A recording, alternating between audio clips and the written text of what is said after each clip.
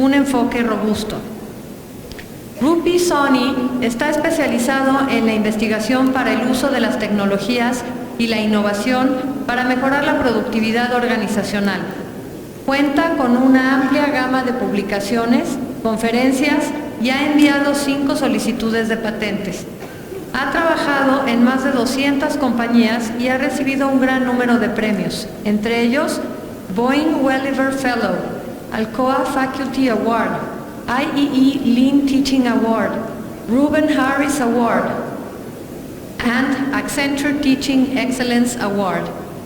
En apoyo al programa de Olimpiadas de la Innovación del IMSS, Sony presentará un enfoque de sistemas innovadores utilizando Lean Healthcare, que es la metodología de procesos esbeltos, que podrá proporcionar una plataforma para la mejora de los sistemas de salud, adoptando una perspectiva de análisis sensible de todas las partes interesadas, comprendiendo sus motivaciones y garantizando la calidad de la atención de una manera asequible y rentable. Recibámoslo con un aplauso, por favor.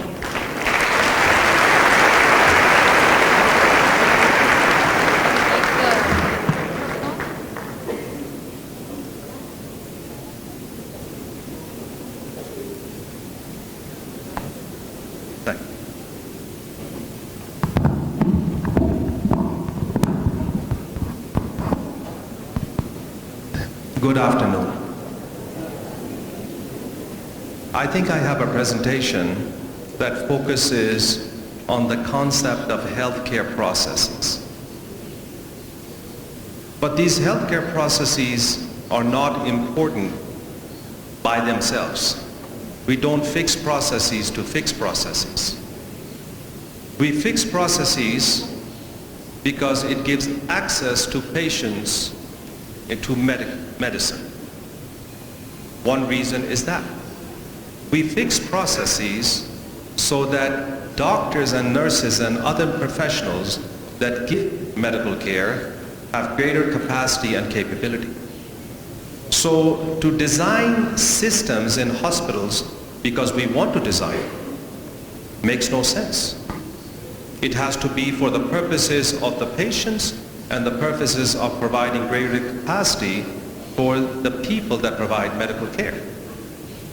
Even that is not sufficient, because what we're really looking for is to use that as an excuse to create a different type of a culture that serves those patients.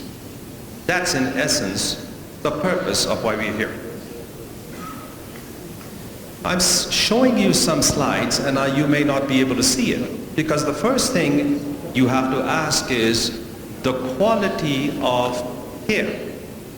So I presented to you out of the World Bank a study that was done over a period of time, and one of the statistics that you see on the bottom is quality of healthcare in Mexico and quality of healthcare in the United States. And in this particular case, by that study that looks at quality in many different dimensions, including cost, Mexico is ranked higher than the United States. It is ranked 14th, I believe it, and I think that the United States, I think, is ranked 24th. So the question is, does healthcare need to be improved?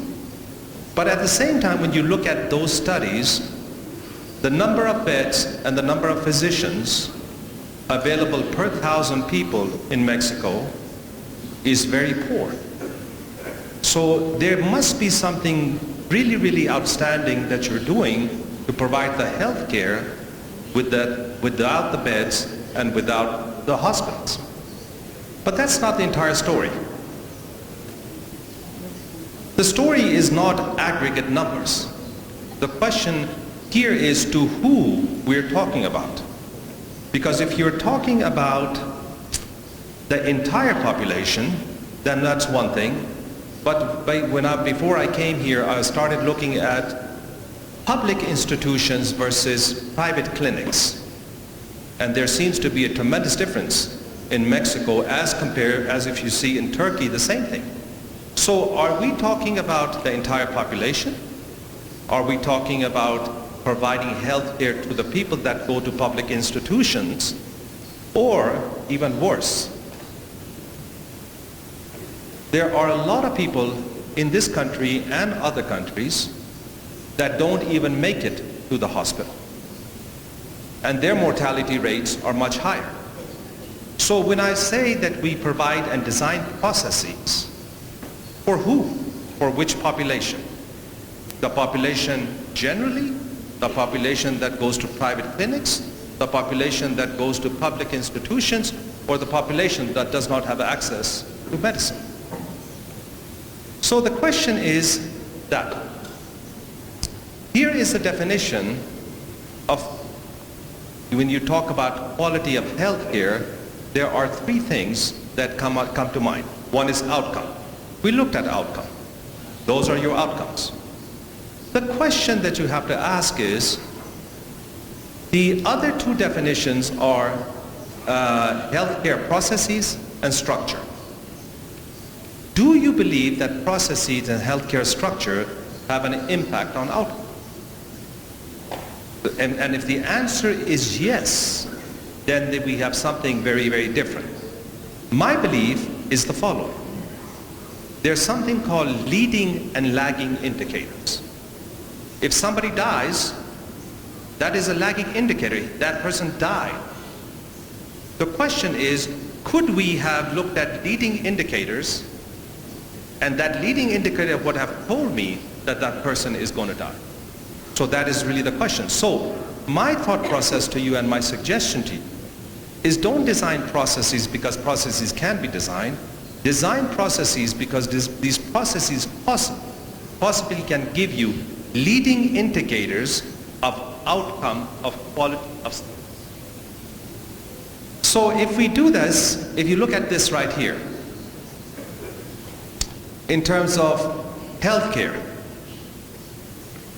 patients admitted to top hospitals had more than 40% lower mortality, and this is not in Mexico, this is in the United States. If all hospitals performed at the same level as the top-ranked hospitals, nearly 171,000 lives would have been saved. And if you look at the number of infections that are created within hospitals, you would be surprised at that number. And the reason I know a little bit about that is we have two projects in Tennessee right now. One project is to design a process to get people out of the emergency room. The second process that we want to design is to reduce infections, hospital-induced infections.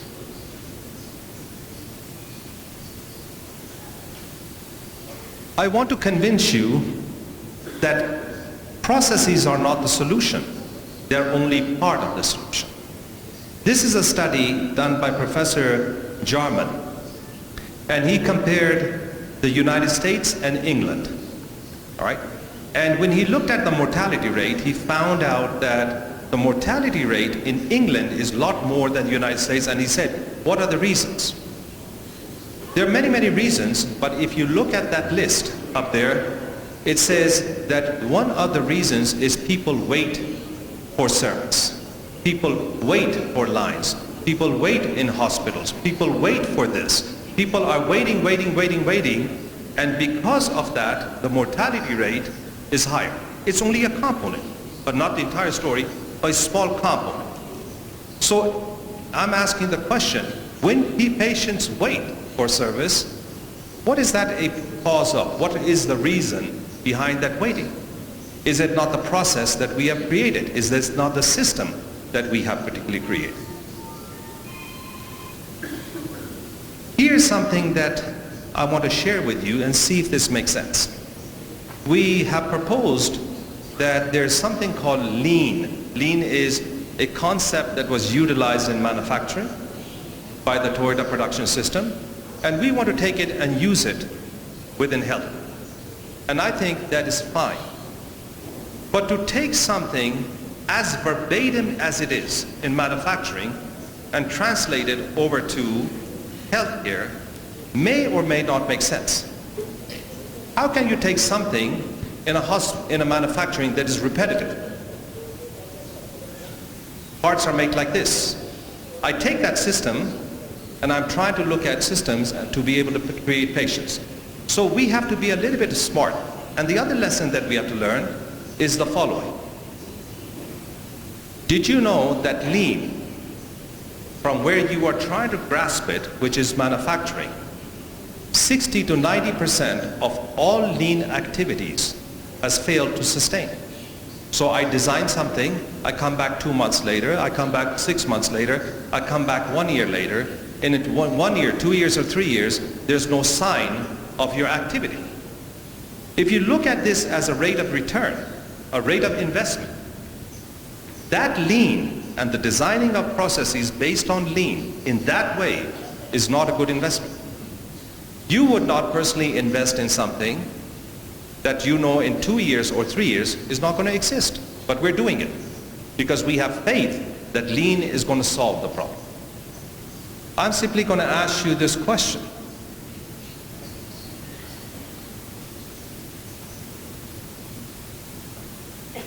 If any other profession, including medicine, failed 60 to 90% of the time, I wonder what would happen.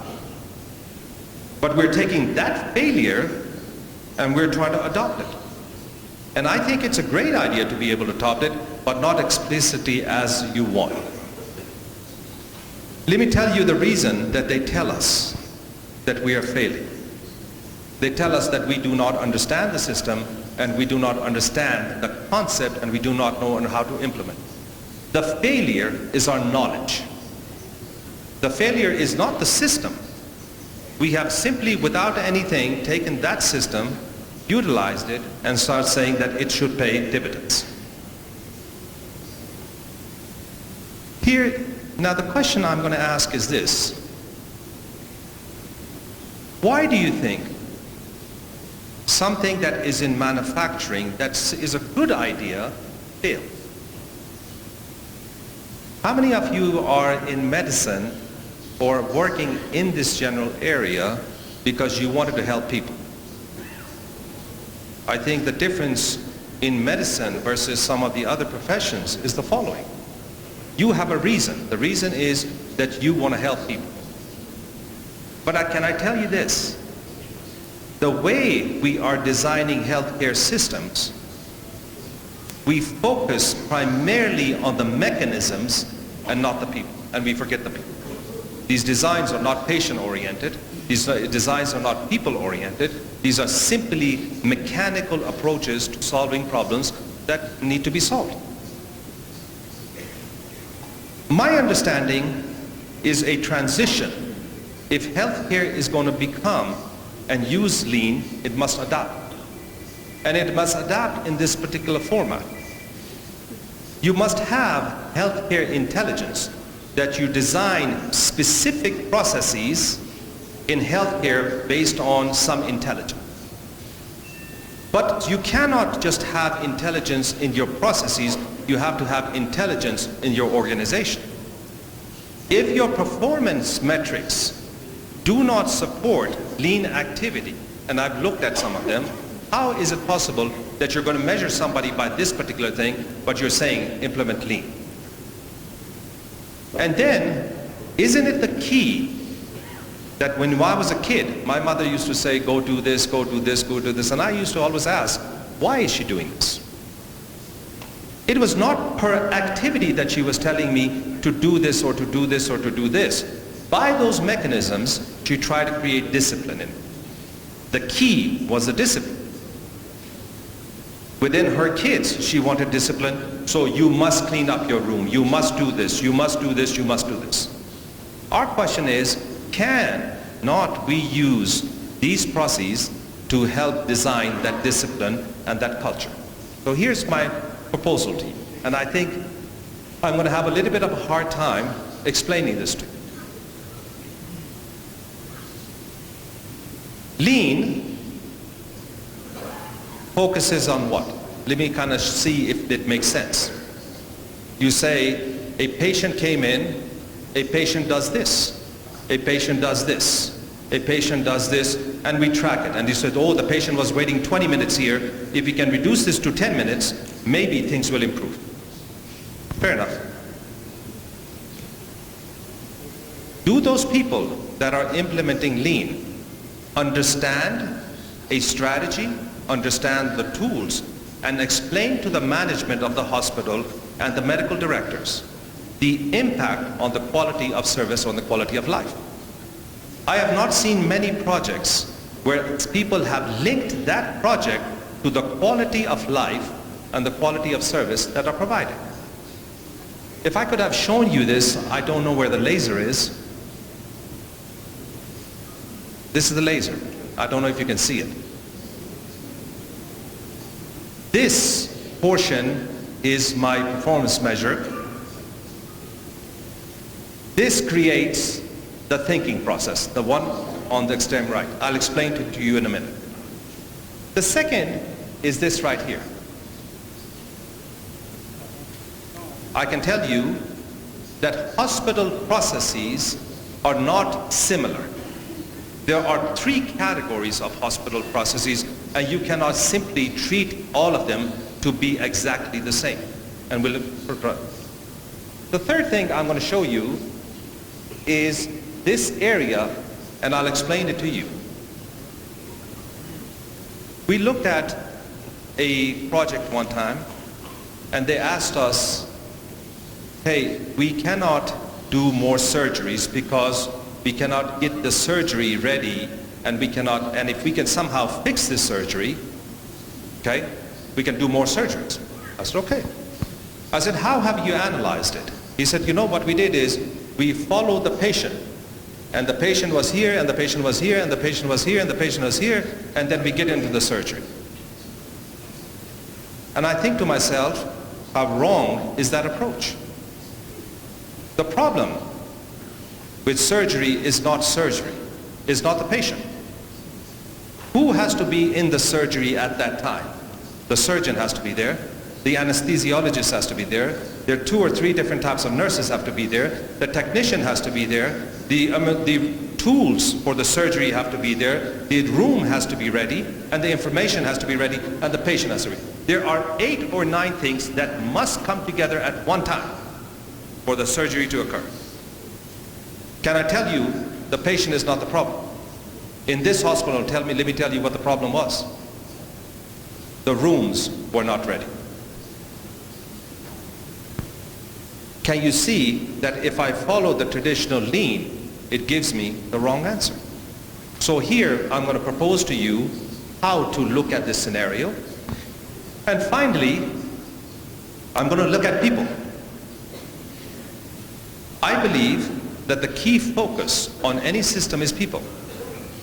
And I believe that if you align yourself with the well-being of that individual, they will actually implement the things that you want to do. But if you don't, that is. So we have 4 things: a performance system, a way to look at the process, understanding the support structure, and the ability to motivate and engage people. Is that okay? That is not part of traditional. So the model that we are proposing here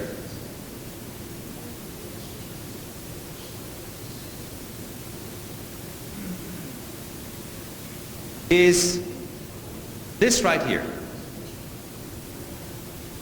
I have on the right-hand side of this slide, look, when you're looking at it, an equation, and I'll show you the equation.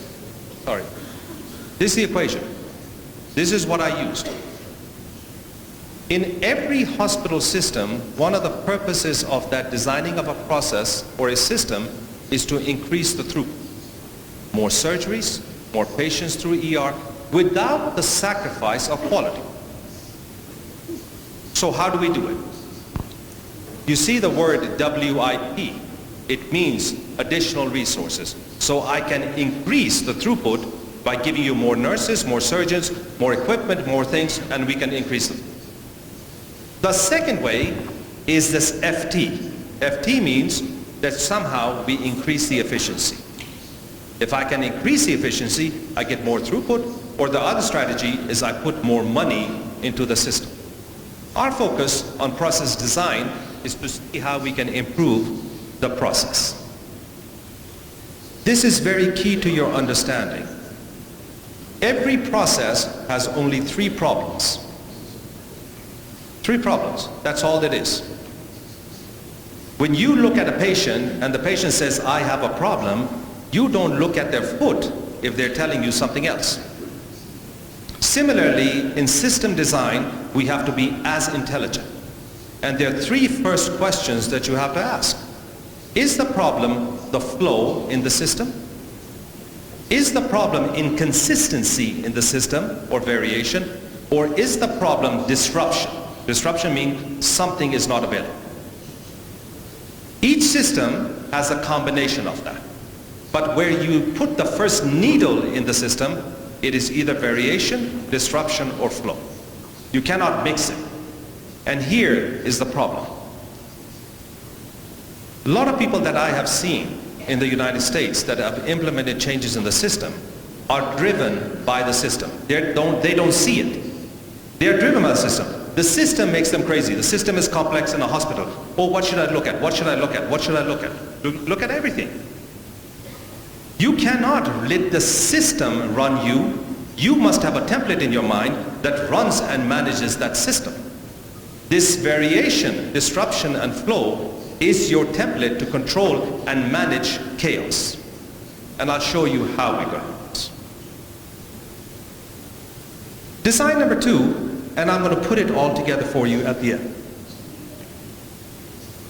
We did a study, and the study in itself is not important, because what we wanted to do was to see if there are different processes in a hospital. And so we did a study. Again, this is just to show you that the study was done. And we found 3 different types of processes. A process that is routine, like manufacturing. Like when you clean surgical equipment. It is routine. A, B, C, D. And the time that it takes changes a little bit, but it is actually on time. When the process is the same and the time is the same, we call this deterministic. The second type of process that we have is if I have the process is the same, A, B, C, D. Like we have, one of the things we looked at was surgeons and their ability to do the same level of surgery. Guess what we found? There's a tremendous variation in the time that each surgeon takes to perform the same operation. The process is the same, the time is different. When the process is the same and time is different, we call this stochastic. The third one is Bayesian. Bayesian is what? Bayesian is the process is not the same and the time is not the same. An example of this is what? Emergency room. When I go to an emergency room, I can go get an aspirin and leave, or I can be admitted to the hospital. Depending upon who sees me, the time is different. What if I told you that we did a study and we looked at a stochastic process, but we analyzed it as a deterministic? And if I told you that it gave me the wrong answer? Now, more important for you is the following. I want you to take a look at deterministic. Deterministic is what? Deterministic is same, time is the same. Do you think the problem that you should spearhead, the first hit that you had the system is disruption, variation, or flow? Disruption. In those deterministic systems, it is disruption that is killing the system. Fair enough? In stochastic, when the process time changes, do you think the problem should be disruption, variation, or flow? Variation. And if you have a Bayesian, where the flow changes, flow. You say, why is this important? It is important because just like the medicine that you deliver, the same science has to be given to the processes that we design. Because if you're providing science to the patient, the supporting structure that you have to have deserves the same level of science. You cannot just say, oh, I think. It has to be deterministic, and you have to be able to do it. For those, the reason this is important is it provides the person that is designing the system a strategy on what to be able to do. This is very important. And what I can show you is deterministic. Food service, housekeeping, sterilization. Deterministic. Lab, radiology, pharmacy, stochastic. Emergency, cardiology, etc., depending on the procedures that we're talking about, are Bayesian. Now how, and I can tell you traditional lean is what? You know what traditional lean does? This. It assumes exactly that. It is deterministic. So how are you going to look at cardiology or an emergency room using lean tools that don't fit? So this is the idea. Issue number 3 that we have is very simple, and I should talk to you briefly about this. This is the surgery room that I was talking about. I have to have surgeon, anesthesiologist, nurse, etc. down the line. And then I have to have the room, the surgical equipment, etc. And the complexity of healthcare is this, that you are dependent upon 2, 3, 4, 5, 6 things occurring at exactly the same time for that process to succeed. How many times do you think an anesthesiologist has come and the room is not ready? How many times is the patient there? And guess what I found? I was at a hospital yesterday, and here's what they told me. They lose their beds. They lose their beds. They move the bed out of the room, they put it somewhere, they take this bed and somebody moves it somewhere else. Nobody knows where the bed is. Why, can you explain to me, why do we have to restrict a patient or the people that are performing medicine based on the idea that a bed is not available? That is simply not acceptable. But the process has to allow us to look at that. So the idea here is this. If we were to be scientific about it, and I wanted to decompose this structure, here's what I see. You see that hospital station number 1? Underneath that, what I did was I categorized this surgery into the fact that I need material, people, equipment, and schedules and information. Those are the 4 categories of things that you must consider at everything. At everything that you do, you said, people. Who are the people? Are they here? Material. What materials do I need? Equipment. What equipment do I need? Information and schedules. What information and schedules do I need? And if you can get an understanding of which one is the weakness, you now have solved the problem without ever changing it. You don't have to change processes. You simply provide the people the ability to do their work. This is the purpose of designing processes. So the question is, again, where we talked about it is, we cannot provide patients and health caretakers processes without scientific approach. And this scientific approach allows me to do this. I can take and decompose, again, if I can show you this, I can decompose this entire structure for a hospital. Material, what materials? Material has to be on time, right quantity, right quality, etc. I can decompose it, and by looking at failure rates for each one, which is reliability, okay, so I can look at the failure rates. I can actually combine them through vector analysis. I can combine them to tell you the following. Again, my purpose is not here to show you the math or the science behind it. This is available to you if you like. But the purpose is to show you the following. I can actually create a structure that mimics what you do. I can look at the failure rates, the structure and the failure rates I can combine, and I can calculate the reliability of everything that you do. And I can tell you, it is not the problem that you have with the flow of things. It is the problem that you have with the reliability of making sure your material is there. I talked to somebody, and again, I want you to understand this. We were briefly talking, so this is no science behind it. I said, you're looking at infections and you want to reduce infections. So what causes infections? We're in so much hurry that I don't wear protective equipment.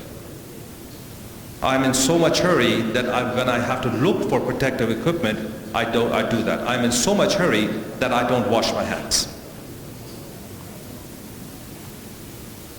That is not process. That is the reliability of that individual to be able to achieve a goal. What if we could, for an emergency room, for a surgery room, for every of this, actually analyze this, look at the failures, and come back and tell you why you cannot do the surgery, why you cannot see the patient, why you cannot do this, and slowly, nothing is changed overnight. Slowly, systematically, you improve your processes. So this, in essence, is what we can do. And now here's the other part. I want you to imagine hospital systems are complex or not. They are. So I have to have this station and this station and this station and this station and this station. So for a patient to leave, maybe 9, 10, 12 people see them, right? I want you to think about this. Reliability of station 1, first person that sees, is 90%. That's very good. 2 is 90%, 3 is 90%, 4 is 90%, 5 is 90%, 6 is 90%, 7, 8, 9. 9, everybody's 90%. So everybody at the hospital says, oh my God, we have a great system. Now watch this. Multiply 0.9 times 0.9, 0.81, times 0.9, 0.72, 0.963, 0.54, 0.45, 0.36, 0.27, 0.18. Can I tell you, if everything is 90% reliable, the end result that the patient sees is not 90%, is 0.18% reliability. This is the approach of hospitals that they need to take. Here is something else that we deal with a lot. So we talk about people and people reliability.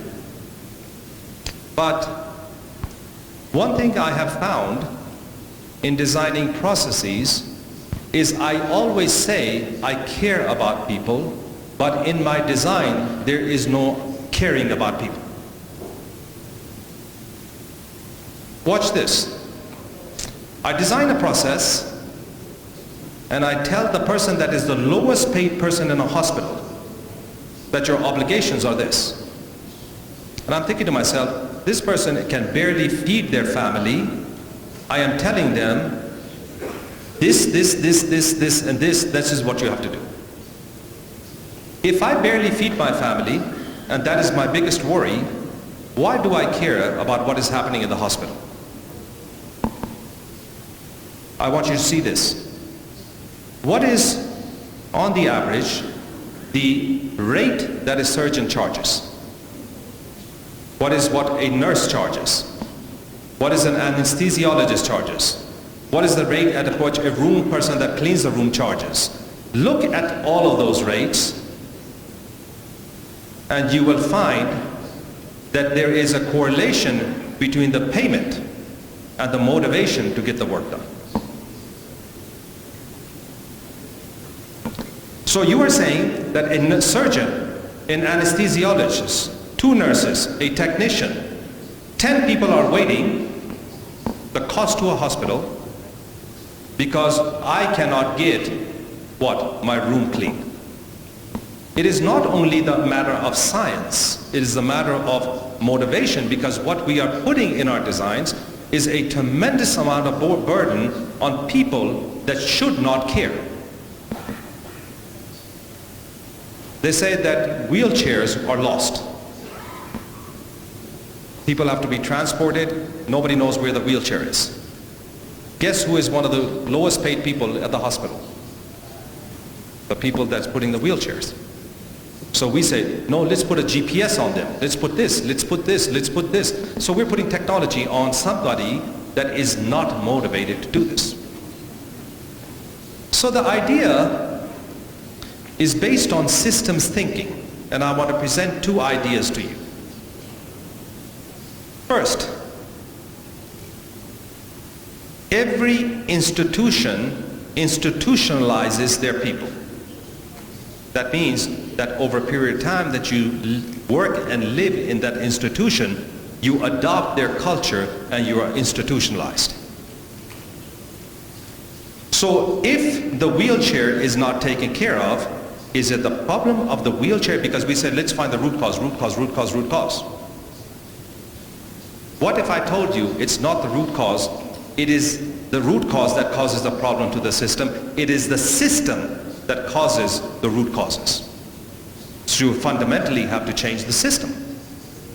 The second concept is, unless you fundamentally change the system, to expect results that are different are simply unrealistic.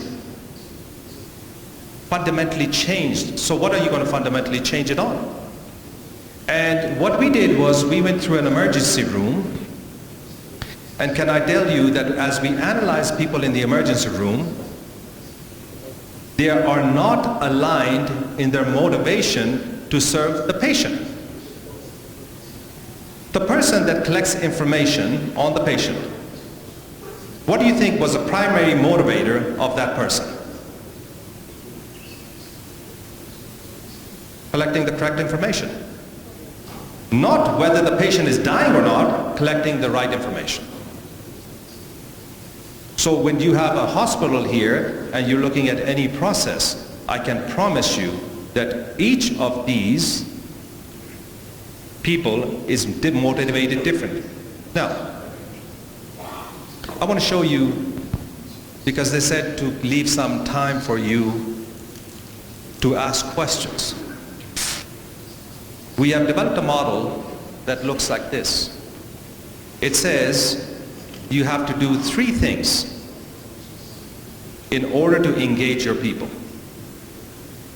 When you design this system, it must engage the people from the following.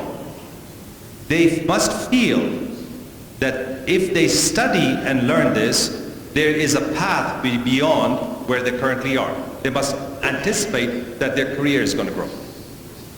They must feel that you are valuing them in the process, and you must give them the autonomy to make some decisions. Growth, value, autonomy. You now have bought most of the people that you say are not going to do things.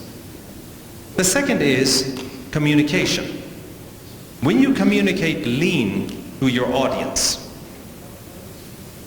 everybody says lean is to do what? Is to save money. How many people in the hospital do you think at this moment care about what your bottom line is? Tell me what % of people in your hospital care about your bottom line.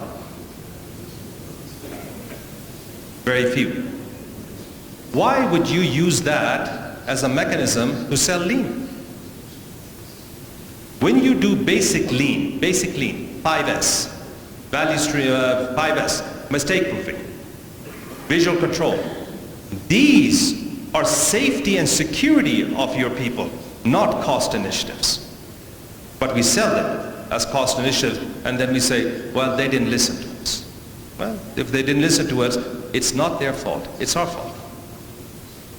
The second part here, the third part on this is obligations. In your hospital, if people wanted to make a change, how difficult a process is it to get approvals? If it's very tough, why would they do it? 2, if they do it, is it aligned with a performance evaluation at the end of the year? If it's not, why would they do it? So there are mechanisms that allow us to do all of this. My reason for being here is to present our model. This is a basic model. Each of this has fundamentally things in the back. All I am going to say to you is please do not fundamentally take something out of manufacturing and implement it and assume that it's going to motivate and inspire them. Please don't anticipate that it's going to solve your problems. Please don't anticipate that it's fundamentally going to change your systems. Because you, like the other 60 to 90%, in 2 years, 3 years, 4 years, or 5 years, are either going to justify what you have done or you're going to admit that you made a mistake. Rather than doing that, why don't you take the basis of lean, which is very good, adopt it, educate your people, give them a robust thinking, make them be aware of performance measures, make them be aware of processes and different processes that exist, make them understand how to analyze support structures, and make them analyze how to integrate people. And I promise you, not success, but I do promise you that you will have a lot higher probability than you. That's all I can say. I have been working in this area for about 30 years. As we were discussing when we came in, the first, second, and third year that I started practicing this after my PhD, I thought, my God, I know everything. Every year since then, I realized how little I know about designing processes. So what we have done is all of this is I have about a group of 30 people that work for me, and they basically do research in these areas and develop these areas because we fundamentally don't understand. I hope this presentation was helpful to you. Thank you.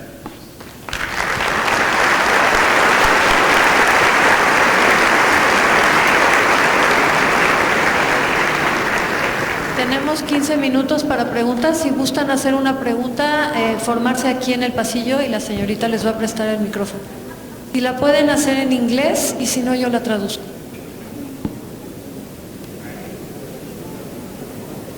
That's all right. Dr. Soni, Andy Day, Tableau Software, Seattle. Excellent presentation. I have a background in manufacturing and I've come into healthcare, so very relevant. Thank you. So to your point, given that healthcare is not driven by the profit-making initiative, I work with large healthcare systems. Where I've seen lean work is along the material and inventory aspects. Because the driver there is reduce waste, reduce expired inventory. On the other hand, what I see is Six Sigma application for quality and safety. Would you agree? I mean, from a healthcare context, that is far more relevant in terms of, again, taking a manufacturing paradigm and applying it to healthcare. I think to ignore, first of all, I don't know about Mexico. I have a person that works for me, there are two people here that work for me, they are from Mexico. In the United States, the net profitability of a hospital is 2%. That by 2020, 1/3 of the hospitals in the United States are anticipated to close. These hospitals are in the areas that are the most needed, which is the rural areas and the inner cities. And for those hospitals that are not closing, they're shutting everything down. So the idea that we don't have to worry about cost is not true. But my belief is that if I can get more surgeries done in a day, I can see more patients in a day without sacrificing quality, the cost itself will take care of itself. My belief is if you look at variation, disruption, and flow, we don't distinguish between tools. There is no distinction. If the problem is variation, we use Six Sigma tools. If the problem is flow, we look at full flow tools. And if it's something at disruption, we'll look at something else. To my belief, and I don't know if I'm correct, to limit ourselves and say, I'm only going to use this tool. No other profession does that. The tools that you use are necessary for you to design the process. So we have somehow adopted all of this. But I would agree with you on the fact that Six Sigma provides a tremendous amount of depth in understanding and eliminating variation where lean cannot do that. I hope that answers the question. That's correct. Absolutely. Hola, ¿qué tal? Buenas tardes. Buenas tardes. Mi pregunta va encaminada también un poco en el sentido del manejo de los recursos y la disponibilidad y su aplicación en cuanto a los programas que están ahorita implementándose en el Seguro Social. Es sabido por la mayoría de los que estamos aquí que existe una meta para alcanzar la atención de salud universal y a la vez sabemos que la disponibilidad de recursos son pocos. En este sentido, la base trabajadora del Instituto Mexicano del Seguro Social es parte sindicalizada y encontramos en lo que exponía esa falta de motivación y ese pensamiento de reducción de túnel donde únicamente están encaminados a la satisfacción de sus necesidades más elementales les permite o les limita el desarrollo total de sus capacidades. ¿Cómo podría recomendar una implementación para la mejora y aprovechamiento de los recursos, pero precisamente atacando esa parte débil del eslabón de la cadena productiva del instituto para poder alcanzar el establecimiento de la meta sexenal?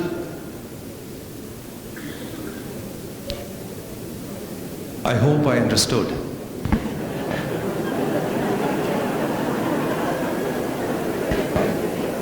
I think the idea of unmotivated people is true. They are unmotivated, not because they are unmotivated, because we have treated them to be unmotivated. So there are ways not to get 100% of the people in, but to bring them in. So there are ways to be able to motivate people because not everybody is driven exactly by the dollar. A lot of them are driven by this concept of dignity and recognition. That if you want to walk into a room, that you want to feel that people respect you. The idea of that we need resources, I'm not sure we necessarily always need resources or we put them in the right place. Because we don't understand the system from the idea of the materials, the people, the schedule, and all this, which one is causing the problem? I just look at who listens, who tells me what to do, and I put the money in. Watch this. Now we had an example of the surgery room. What if I hired somebody to clean up the room? That's a minimum resource that appropriately placed will clean that room in, so 6 other people or 8 other people are not waiting. The amount of money that you can make off the surgery far supersedes, for the hospital, the ability to pay somebody to clean the room. But that's not the way we think, because we've never analyzed that problem this way. But you've asked a very tough question. The question is multi-thing. One is unmotivated. The question is, we can motivate, not 100% of them, but some of them. All you have to do is to show them some dignity. I know systems are run by primary individuals. Hospitals, the primary individuals are the medical caregivers. They dictate what happens to the hospital. Similarly, in national laboratories in the United States, scientists. At universities, professors. It is our behaviors that have to change. I cannot walk into a room, expect everybody to stand up because I just showed up. If we slightly modify our behavior, we're not going to get this much of the motivation. If we recognize them for what they have done, you'll get this much of the motivation. But you never get 100% of the people unless you put a little bit more resources. But you asked a very tough question. I hope I answered for you. Muchas gracias. Thank you.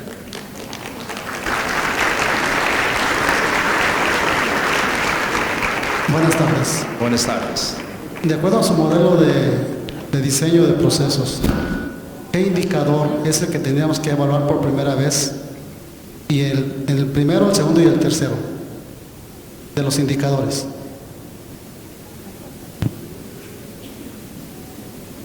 ¿La pregunta es cuál?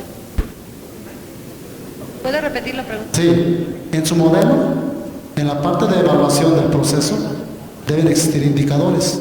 ¿Qué indicador es el primero y en orden el segundo y el tercero? ¿Cuál es el más importante? ¿O con cuál deberíamos iniciar nosotros para hacer nuestro modelo? The most important is throughput. To increase throughput, I have three mechanisms, which is to design the right flow, the flow that means the patient doesn't wait, to create consistency in the system, or to create disruption.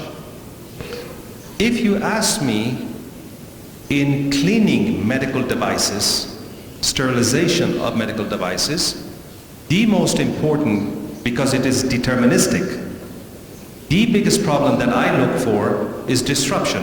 Why does this process ever stop? It should never stop, but why does it stop? If it is stochastic, which means it could be like a normal kind of surgery, but depending upon the surgeon who does it, the problem is variation. Now, you cannot tell somebody, hey, do it faster or do it quicker, because they do it at their pace. But see what impact it does. When we schedule the surgery room, we schedule it by block. 1 hour, 2 hour blocks, right? We never look at the intelligent information that says, which is the surgeon that is going to do it. This surgeon for this surgery on the average takes 2 hours. The other surgeon takes 1.5 hours. If we can use that information to do the scheduling, we may be able to be better. So in that case, it's variation. In an emergency room, which is Bayesian, the biggest metric that I look for is flow. So depending on what you see, there's not one answer. There should not be one answer. Depending on the type of process that you see, not necessarily are the others not important. This is the first point of attack. Then you see what is there and you use the other tools. But for deterministic, it is disruption. For stochastic, it is variation. For Bayesian, it is flow. This is the way I look at it. Y, por ejemplo, la función de pérdida de Taguchi. La función de pérdida de Taguchi. I think when you're looking at Taguchi's loss function, that is related to quality. Okay? This, if I was to use that tool, I would not primarily use it in flow, I would not primarily use it in disruption, but I would definitely use it in variation. So there are a lot of tools that fit into each of the models. So when you look at flow, it has a set of tools. If you look at variation, it has a set of tools. If you look at disruption, it has a set of tools. These tools, Taguchi, in my opinion, can fit many places, but primarily in variation. Okay? Gracias. Thank you.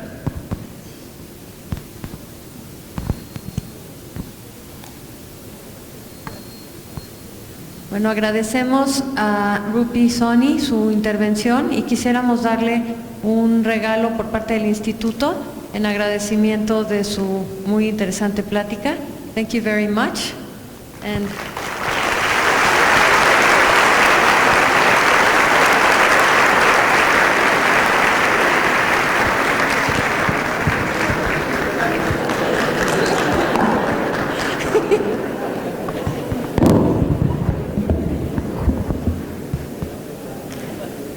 continuamos con el programa y a continuación presento a Joseph De Vivo, que es CEO InTouch Health.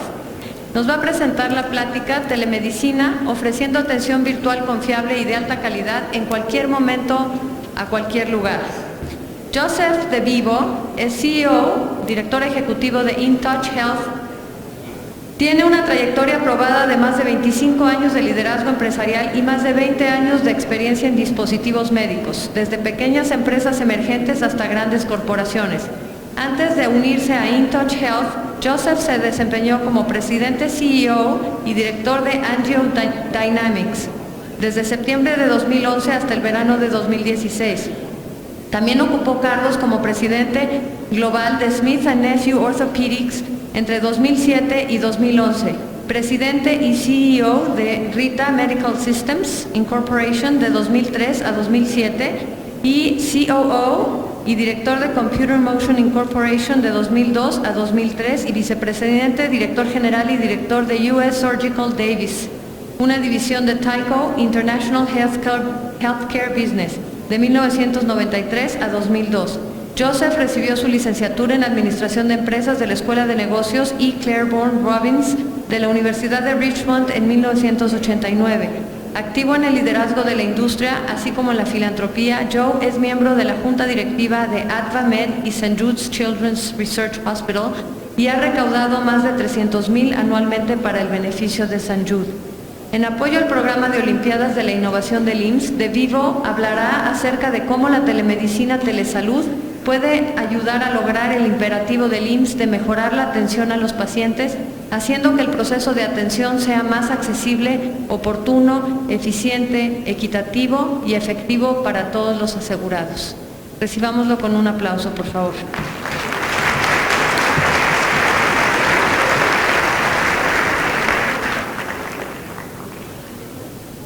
Buenas tardes. Para mí es un gran honor estar presentado hoy ante todos ustedes.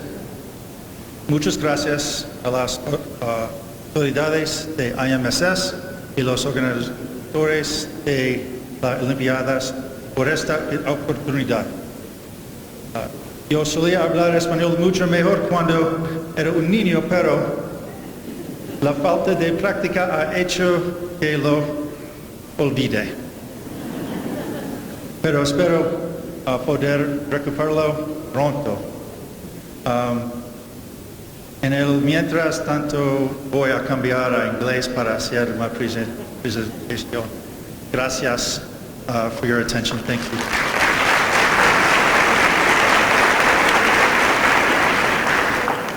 It's my great pleasure.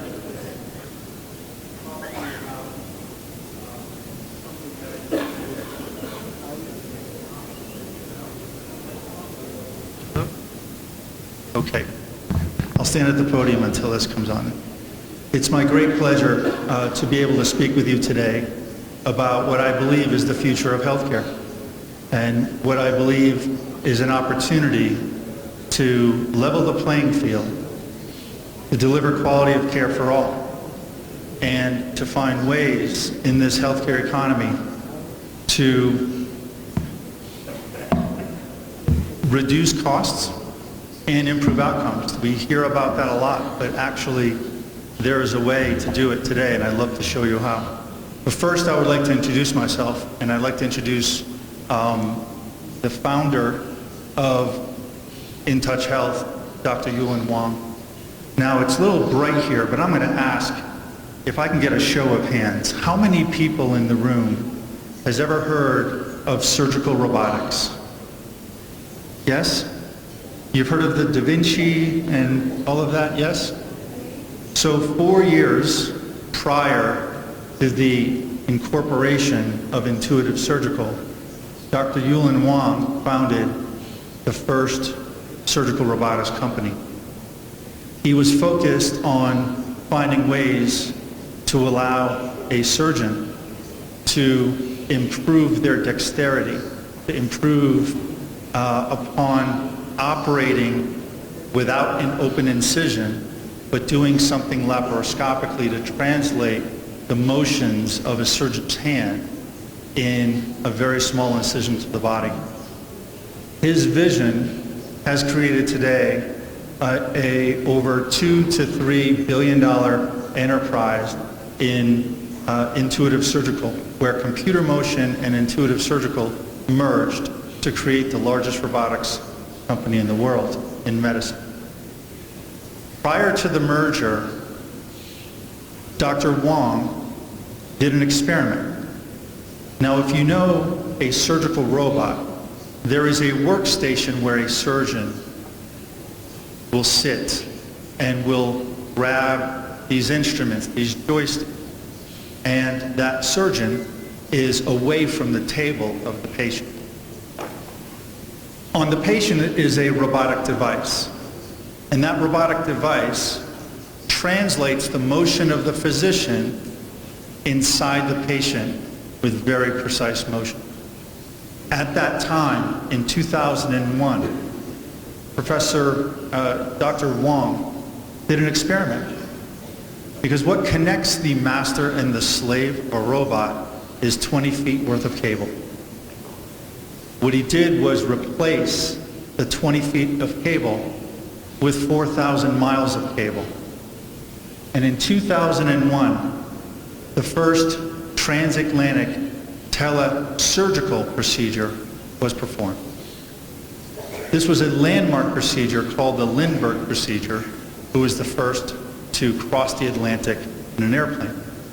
And allowing a French surgeon, a world-famous surgeon, Jacques Marescu, who was in New York City, operating on one part of the robot, while his motions were being translated 4,000 miles away into his patient, where within 43 minutes, he successfully removed the gallbladder of that patient. Now that was a monumental event, because that was the first time in the world that any surgeon has ever provided a surgical technique on a patient who was not, of course, in the room with them. And when computer motion and intuitive surgical merged, when the two of them merged in 2003, Dr. Wong also had a vision where he was the original visionary of surgical robotics. He also had a vision that there would be a shortage of specialist care, that there is an imbalance in healthcare where specialists reside is not always consistent where the patient need is. We have wonderful university institutions, wonderful major tertiary care institutions around the world, and where they are, fantastic care is delivered. But all of those specialists cannot reside in all of the areas. And so he ventured to start a company, and that company he started was In Touch Health. In Touch Health was founded based upon the disciplines of being a medical company.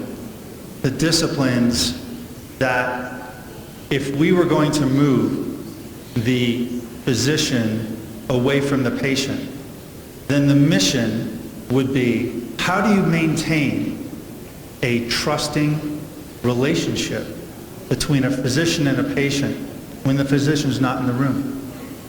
How do you ensure if there is a life-altering occurrence that the patient is going through, that they will trust in a physician giving a diagnosis when they are not there to see? And that became the next phase of Dr. Wong's work. And as you see in this picture, a device where you see a patient and a family member and a physician, and that physician feeling a presence in the room. And I'll talk to you a little bit about what this means. But the ability to connect, to manage data, and to ensure that a physician can deliver care in areas where they do not reside can be a substantial benefit to the future of healthcare. And that is not a small feat, because when you think about technology, there are many technologies. Our society is advancing so rapidly in social media, in connectivity, and in video, and all kinds of consumer devices, and we find ways to communicate and connect to each other. But when you're in a medical environment and a patient's life is on the line, a consumer device is not appropriate.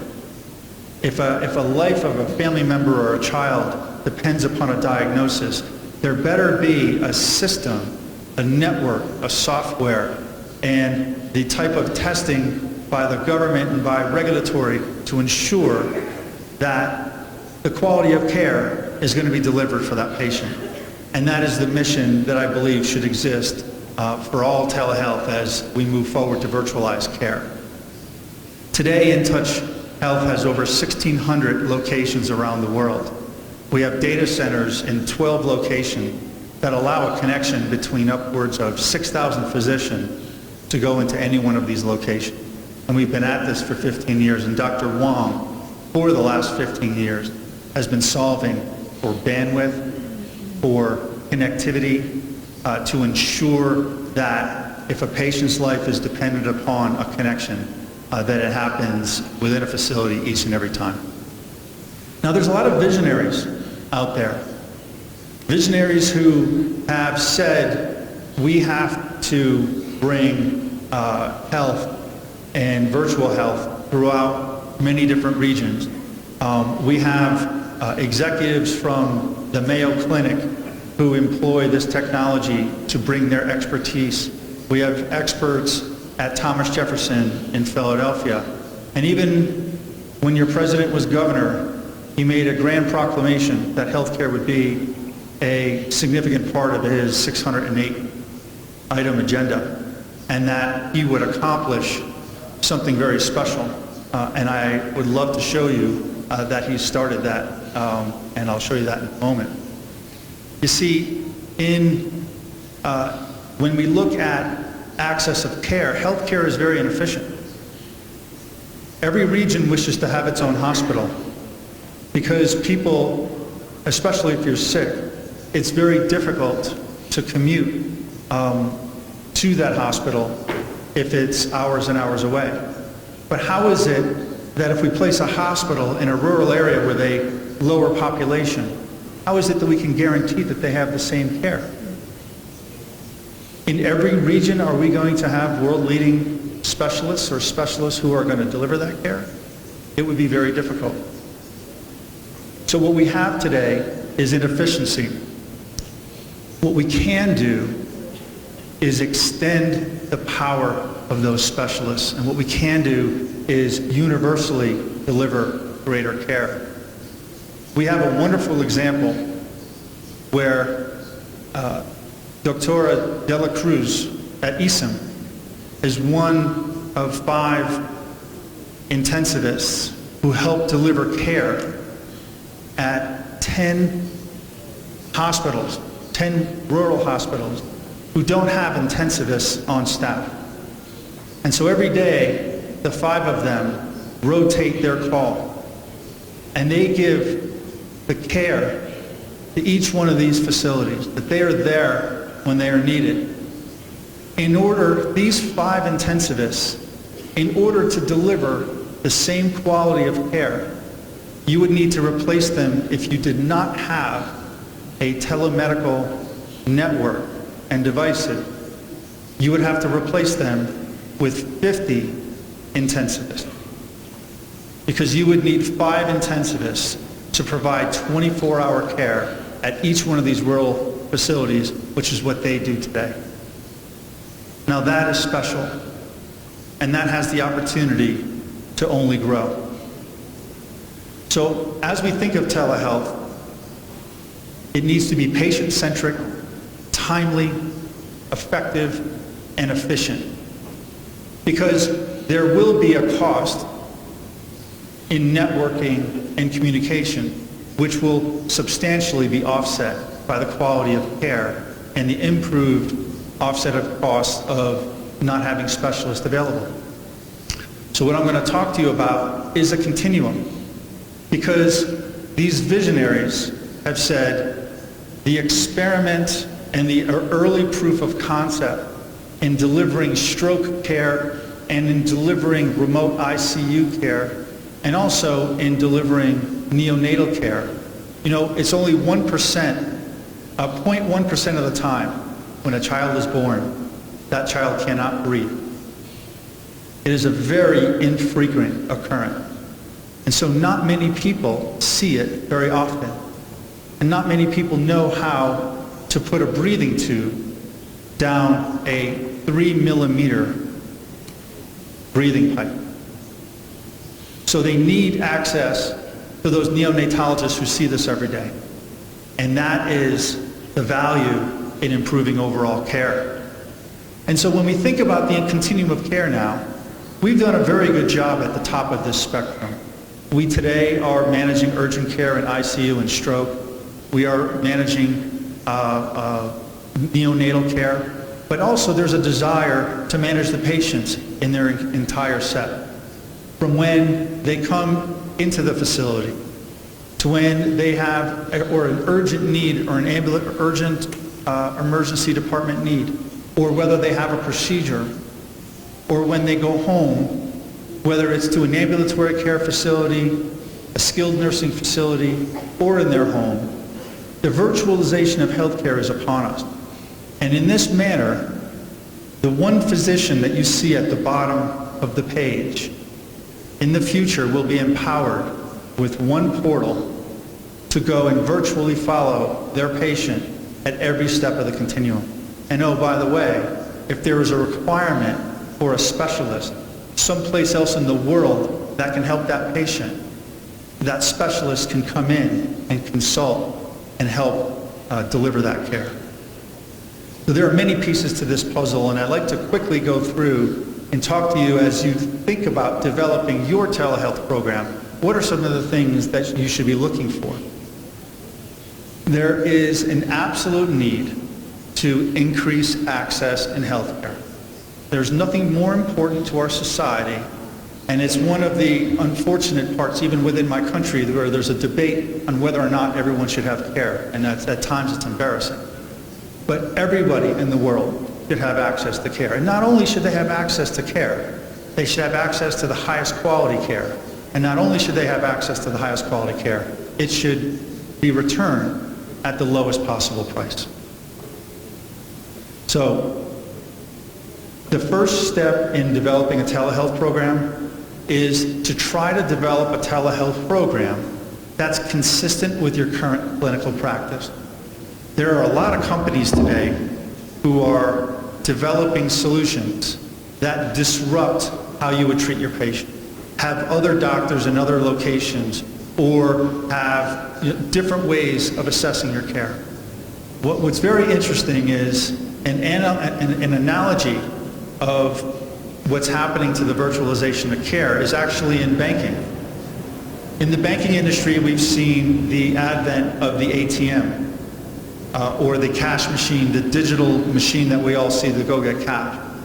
We still interact with our bank to make a deposit, but we may now not necessarily need to go into the office or into the branch and wait in a very long line to make a simple deposit. What we need to do is to virtualize the existing practices, and we need to put the patient first to virtualize that care. The second thing we need to do when we deliver a telehealth program is to ensure that there is an independent committee who is focused on the quality of care first.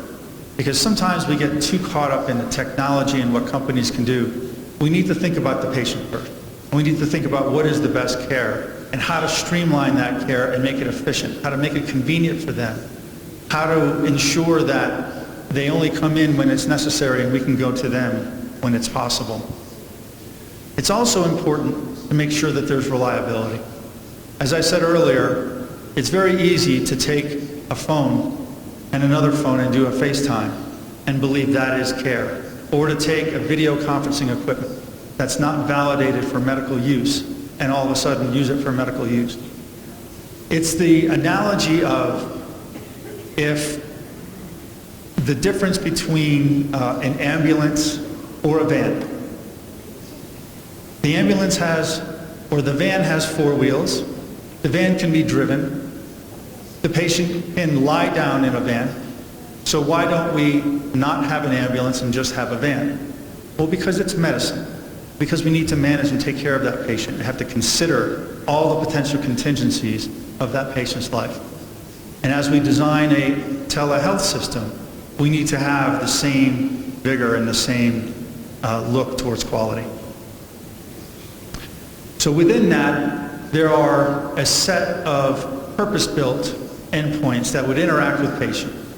From, as you see on the screen, from the far right an autonomous robot that would be used by Dra. De La Cruz to manage her her ICU patients, her intensive care patients, where moving down the line where there are devices to help surgeons interact and educate themselves while doing operations, or devices that help manage stroke, or devices that help manage diabetes and help manage dialysis care, or devices that can actually travel inside the ambulance. So if a stroke patient is diagnosed and brought into the ambulance, there is a very finite window where they can have care before they all of a sudden go so far into their ischemia that they're unrecoverable for care. And if they're unrecoverable for care, that becomes a long-term, not only obviously the poor patient not being able to have their functions for the rest of their life, but also from an economic standpoint, the healthcare system now has to manage that patient for the rest of their life at tremendous, tremendous cost.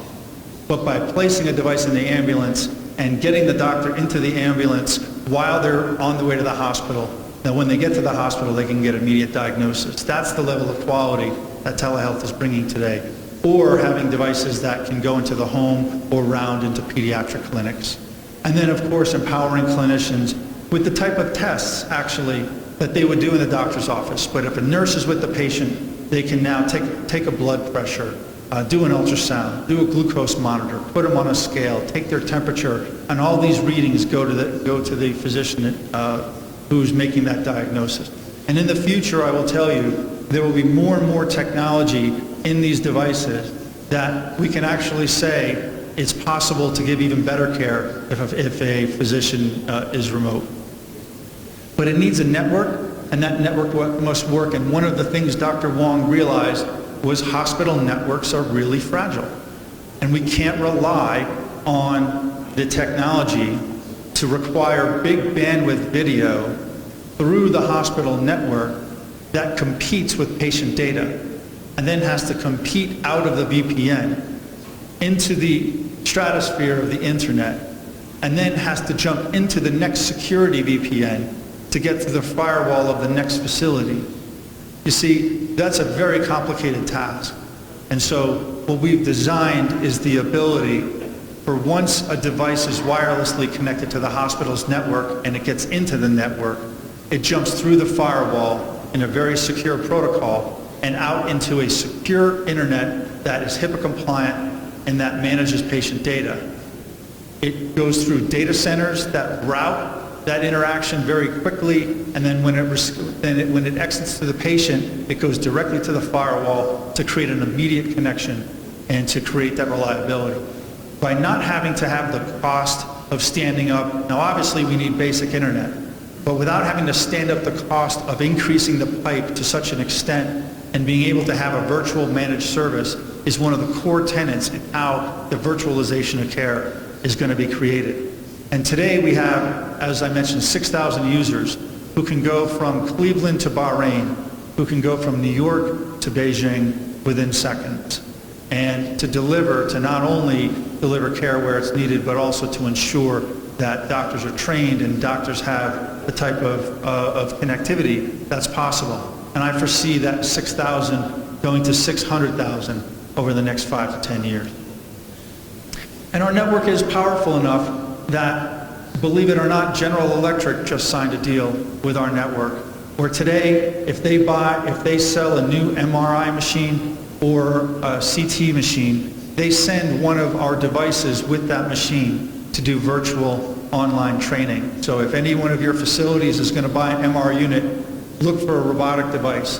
Because instead of flying the technicians or flying the trainers to be there for 1 or 2 days, you can have 10 weeks worth of training and 10 weeks worth of connectivity.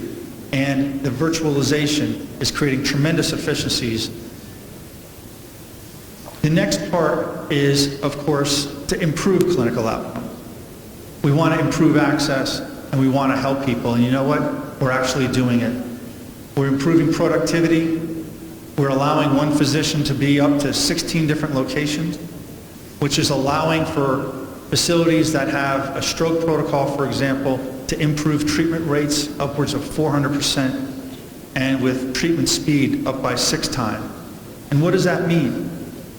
I'll give you one example, which is IntelliStroke. As I mentioned, there is a window of time where a stroke patient, if they receive a TPA that could dilute the clot that's going into their brain, if it's done in time, it'll save most of their brain cells and they will get much better functionality if they get out of that window. By being able to be rapid, by delivering a neurologist right where that patient is having a stroke in a quick, dependable time frame, this is a data set of all of the strokes that have been done within this time frame across the InTouch Health network. And what it shows is 93% of those who are participating with a telehealth program are meeting what is the Joint Commission standard. And what they are delivering is 400% more probability of being able to get into that window to deliver that care for that patient. Outcomes have to improve.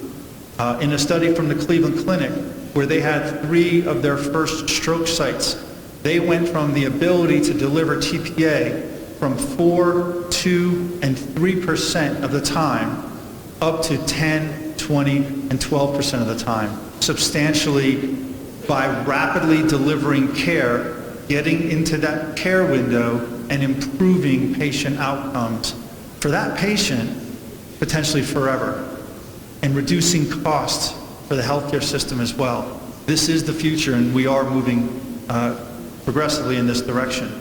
And the tele-ICU consults are also having tremendous improvements in length of stay, improvements in transfers out of the ICU, in improvements in bounce back rates, improvements in case mix index, improvements in the ICU patient days, and also in the monthly volume.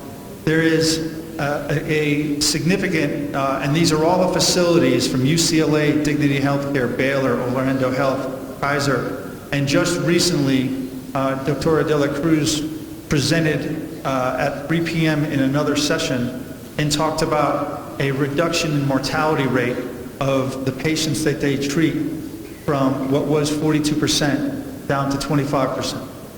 And I think she deserves a significant round of applause.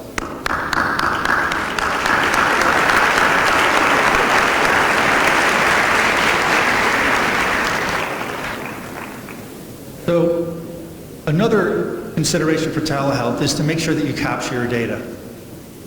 And if you operate within a central network and a central cloud within a single system, you can not only capture all of your data on the number of sessions, session time, door to needle, the sessions per day, but you can compare your data to the data set of everyone else in the world. One of the most important parts of telehealth is managing the data and being able to identify performance metrics to see if how and when we can increase and improve and set new standards.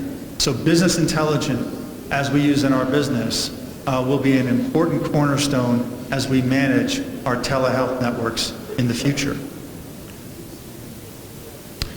And also, what do you do when you have a large tertiary care facility who is now going to have their specialist give care to a regional hospital hundreds of miles away?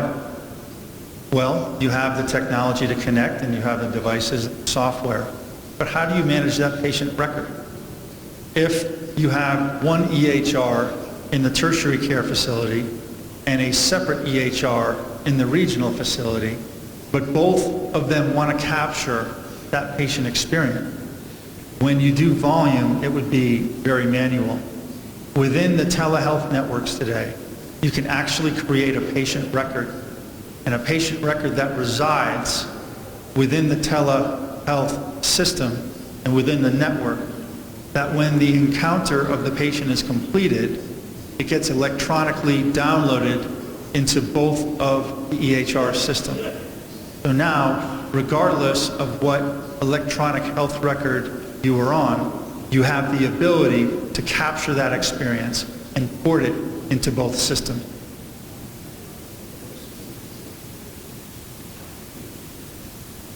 So the last point, I'm sorry I'm pausing and staring, but these lights are so bright.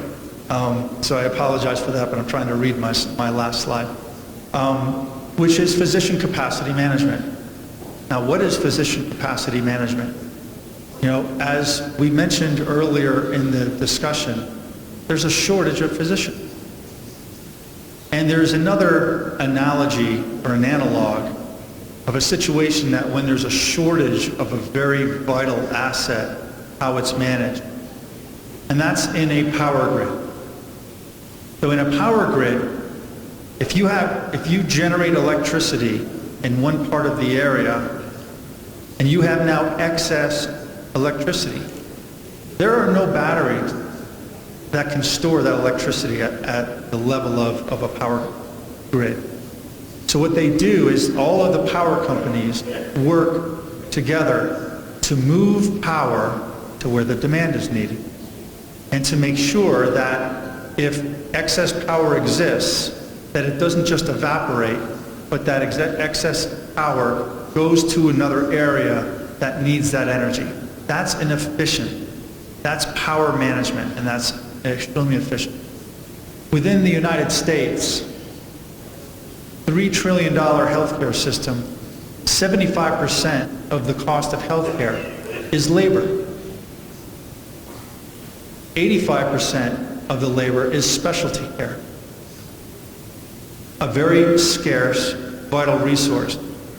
So you ask yourself, for every hour of the day, a specialist is not treating a patient, is almost energy dissipating, is an hour that you'll never get back. And what's interesting is, in this environment of a dearth of specialists are tired. They're working very hard. And they want to find a different way to allow their service to help people without traveling as much as well. And so the ability to manage your capacity and to balance within your institution, the ability to, how many specialists do we have? Where is care needed? How do I cover call? Do I have an area where there are not enough physicians and they are getting burnt out because they're only 2 or 3 rotating constantly for 24/7 call? Given a complete network, you can actually purchase bandwidth from other physicians who may have excess bandwidth. And they may sell their service to be able to provide that call. So your stressed, overworked specialists who maybe need more partners in an area and don't have it, have the opportunity to not have to take call. That is a very big growth area that we are seeing around the world. And that is finding ways to be more efficient, finding ways to use our assets more, finding ways to identify excess capacity within the system, finding ways to identify a lack of capacity, and then matching the two together. Because if you have simply a laptop and some software and an appropriate health network, you can have a physician anywhere in the world. There's a physician today in Paris who is a neurologist whose husband had to take a job in Paris and she wished to keep her career. So she now does call from Paris into the United States. She's chosen a quality of life and she's chosen to keep her profession. And now this technology allows her to do it. So it's extremely important, not only for cost, not only for access, not only for quality for care, but also for the appropriate preservation of some of the greatest assets we have in the world, and those are our specialists. So the ability to deliver physician capacity now, there are doctors groups who are close to retirement, and they build simply telemedicine practices and sell their services and facilities that buy them, and it'll be a new area of commerce in healthcare as we move forward. So I'm going to leave you with a video that'll show just a little bit of an encounter, and this slide here shows all the different things that need to happen in order to build a successful platform, a platform that honors the care that you give your patient, not distracts you from it, that preserves the trust that you've developed and the sanctity of that relationship, not breaks it. It is network, it is software, it is purpose-built devices to meet these objectives. And if we have time in a moment after the video and you want, I have a very thin cellular connection, but I can actually drive some of these devices for you and show you. I can drive devices in California from my computer if you want to see it. And I'll leave that up to you if you wish. But I'm going to ask if I can get, or maybe I can.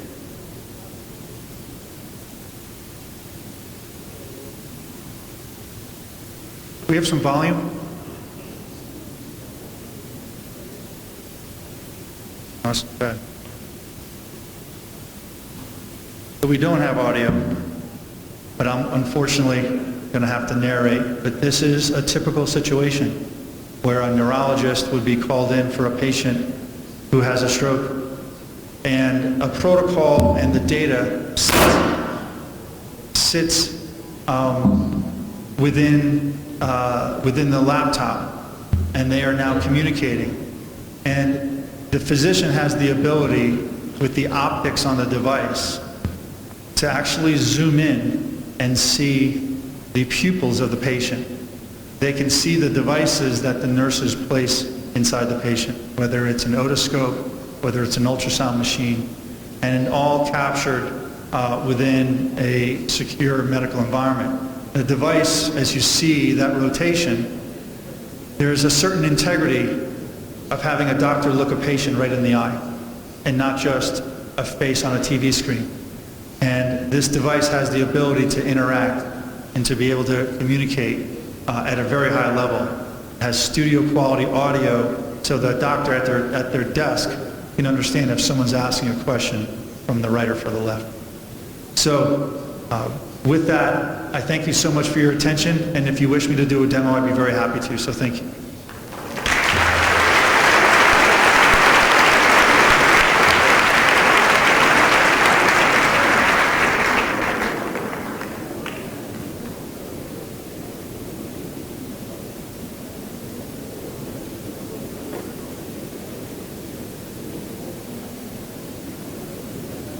Are there any questions for anyone in the crowd?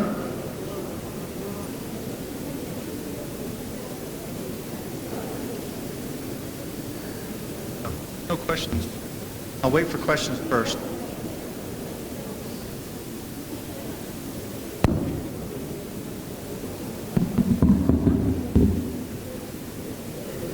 Hi, I wrote my question because I am learning like pure Spanish, and I wrote this. But do you think that the advances in technology with the humane medicine? Absolutely. But we have to put the patient first. And I don't just say that, I'm in front of a crowd of medical professionals. Sometimes technology works very quickly. And without the appropriate clinical validation, without the appropriate study, and without the appropriate work, technology can be just as harmful. So I think as medical professionals, we have to think about the protocol for the patient. And yes, the ability of taking a specialist and having them help someone where they would not normally see care. I just had the pleasure of going to ESIM today and watching a tele-intensivist deliver care to a location where they didn't have intensivists at the location. I saw a patient airlifted because they were properly qualified to go to a tertiary care center. And I saw many patients being cared for that may not have been seeing that care.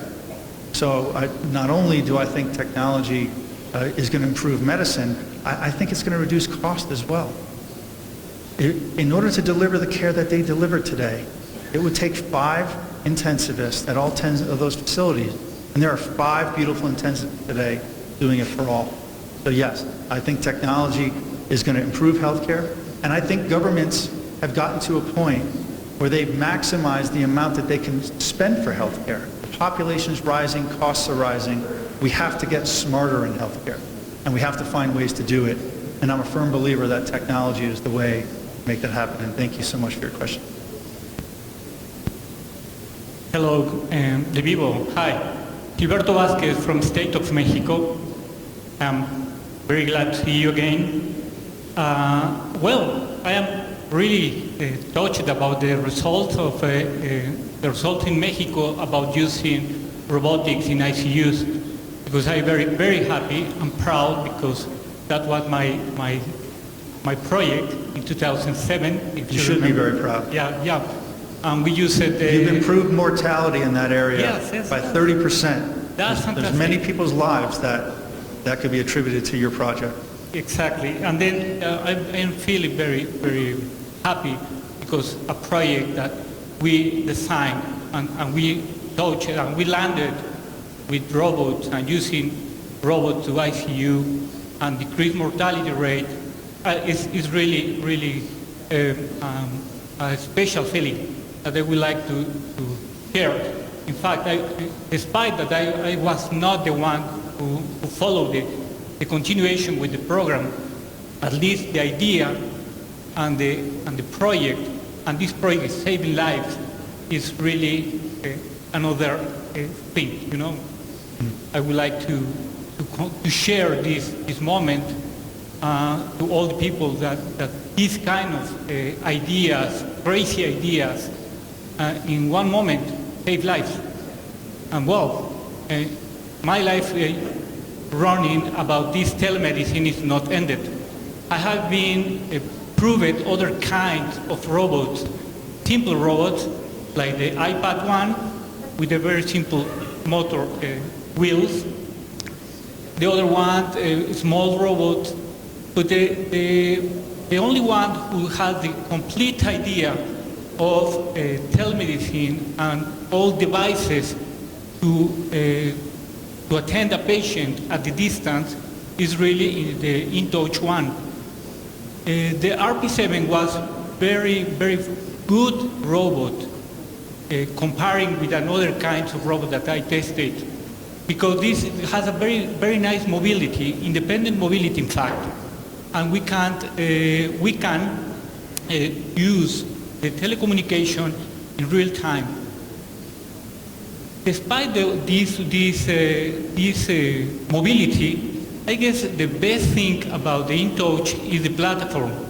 The platform we can combine with robotics, with fixed telemedicine, and with other devices like ultrasound that we can combine, and we can improve the attendance of the patient. I guess that's the best. One thing is the only one that at the time when we used the RP7 was the cost of investment of this kind of device, because once we are using it, the cost is decreasing over time and is completely affordable after 5 years. Then the high inversion is at the beginning, and then it's decreasing over time, and then is factible to use day after day.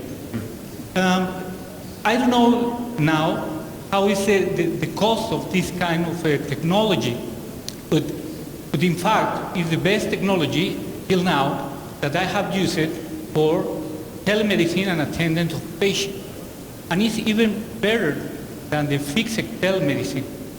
The robotic one is the best because it's a device that is integrated in the team that is attending patients. You know, it's another one. I call it the avatar one. Yeah, you know, you are inside the box, and then you are moving throughout the hospital, and then this is very good. This dispositive. Even now, we started 8 years ago, but even now, it's not completely understandable how it's working or how it works, a robot or a telemedicine in the health system. I am completely convinced that this is the best way to reduce the scarce of doctors, not scarce, the lack of doctors in distant communities. It's the best way. So even now, that, well, till today, it's much better. The 4Gs to communication, and it's faster the communication through telemedicine. So, congratulations again, and it's really very nice thing. I would say the congratulations are for you. So, congratulations.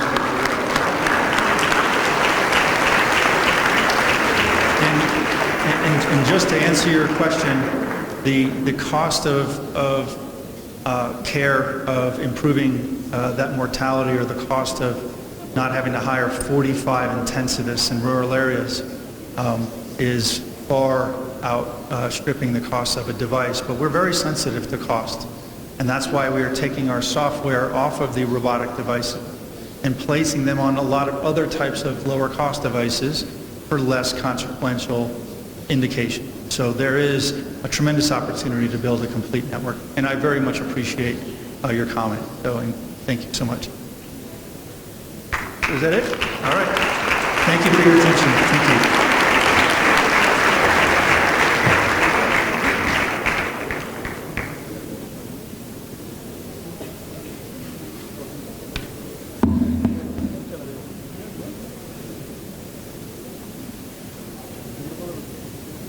Agradecemos a Joseph De Vivo por su presentación. We would like to give you a little present from IMSS for your great lecture, and we're sorry we couldn't see the demo. Thank you very much. Thank you so much.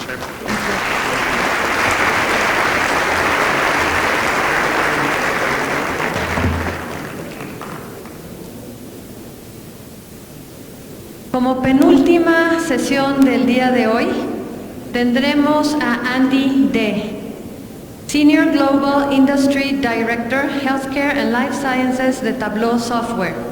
Nos va a presentar el tema El arte de lo posible, autoservicio de analítica descriptiva en salud. Andy D. es director de industria para el sector de salud y ciencias de la salud en Tableau Software. En este rol, liderea los esfuerzos de innovación, ruta al mercado, ecosistema de partners especializados y la estrategia de comercialización de las soluciones de Tableau enfocadas para los prestadores de servicios de salud, farmacéuticas y dispositivos médicos. Cuenta con más de 20 años innovando productos y soluciones para diversas empresas como GE Healthcare, SAP Health Sciences y i2. Andy es un apasionado de la innovación en los sistemas de salud y es autor de un blog titulado Health Sciences Strategy, y por medio de su cuenta de Twitter comparte conocimientos con sus seguidores en 47 países. Sus contribuciones han servido de referencia para la Escuela de Medicina de Harvard, la Universidad Estatal de Ohio, the Healthcare Information Management Systems Society, Partners Healthcare, Healthcare Informatics y el Washington Post. Recientemente fue reconocido como uno de los mejores 55 expertos en tecnologías de la información enfocados en servicios de salud y líder de opinión en Twitter 2016 por Health Data Management. En apoyo al programa de Olimpiadas de Innovación del IMSS, Andy D. presentará casos de éxito de cómo los líderes en la industria de salud como Cleveland Clinic, Providence Health, Barnes-Jewish, Mount Sinai Medical Center, University of Michigan Health System, Piedmont Healthcare y Seattle Children's Hospital están respondiendo a las tendencias de la industria, así como el adoptar una cultura de autoservicio en el descubrimiento y la analítica de sus datos está ayudando a estos líderes a dejar atrás el viejo paradigma de contar con una fábrica de reportes en el departamento de TI. Esta nueva visión de la analítica visual de sus datos les está permitiendo empoderar a los doctores, enfermeros, administradores y en general a todos los empleados del conocimiento y a entregar mejores resultados a sus pacientes con menor costo y minimizando el riesgo de error, impactando de forma considerable la eficiencia, la productividad y la moral. Agradecemos a Andy D. la plática que nos va a presentar.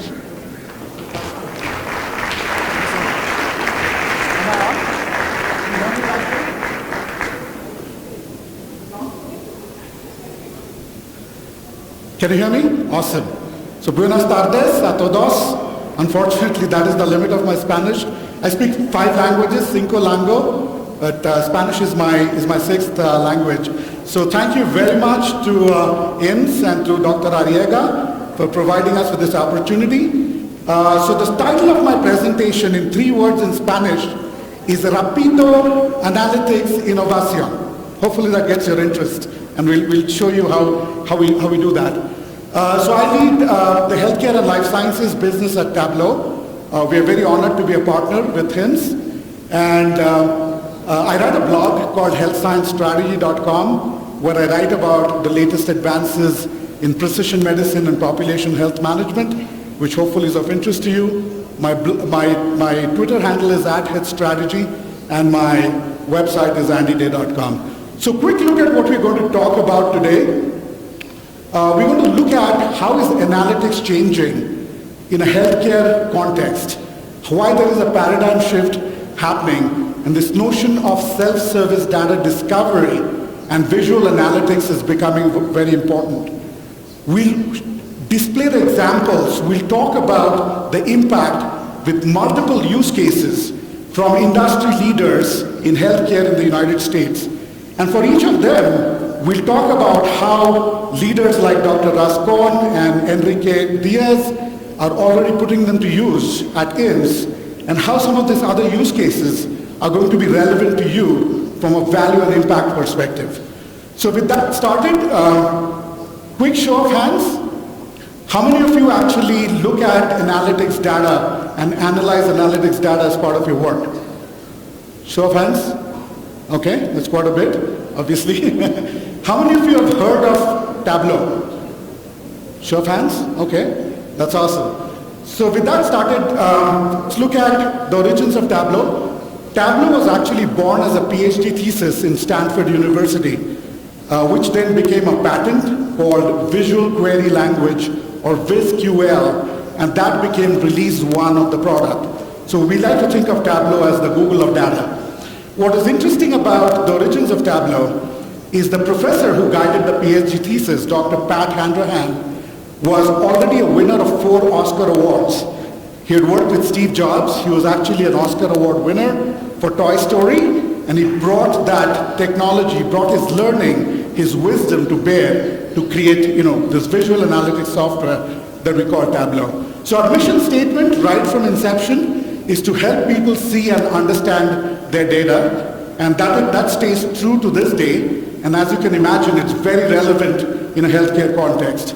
What it has done for us, just staying true to that simple message and actually delivering upon it with innovation, has made us the fastest growing analytics company in the history of the business. In 10 years, we have added over 55,000 customers across the globe, and we add between 4,000 and 4,500 customers, new customers every quarter, which is unprecedented in the software industry.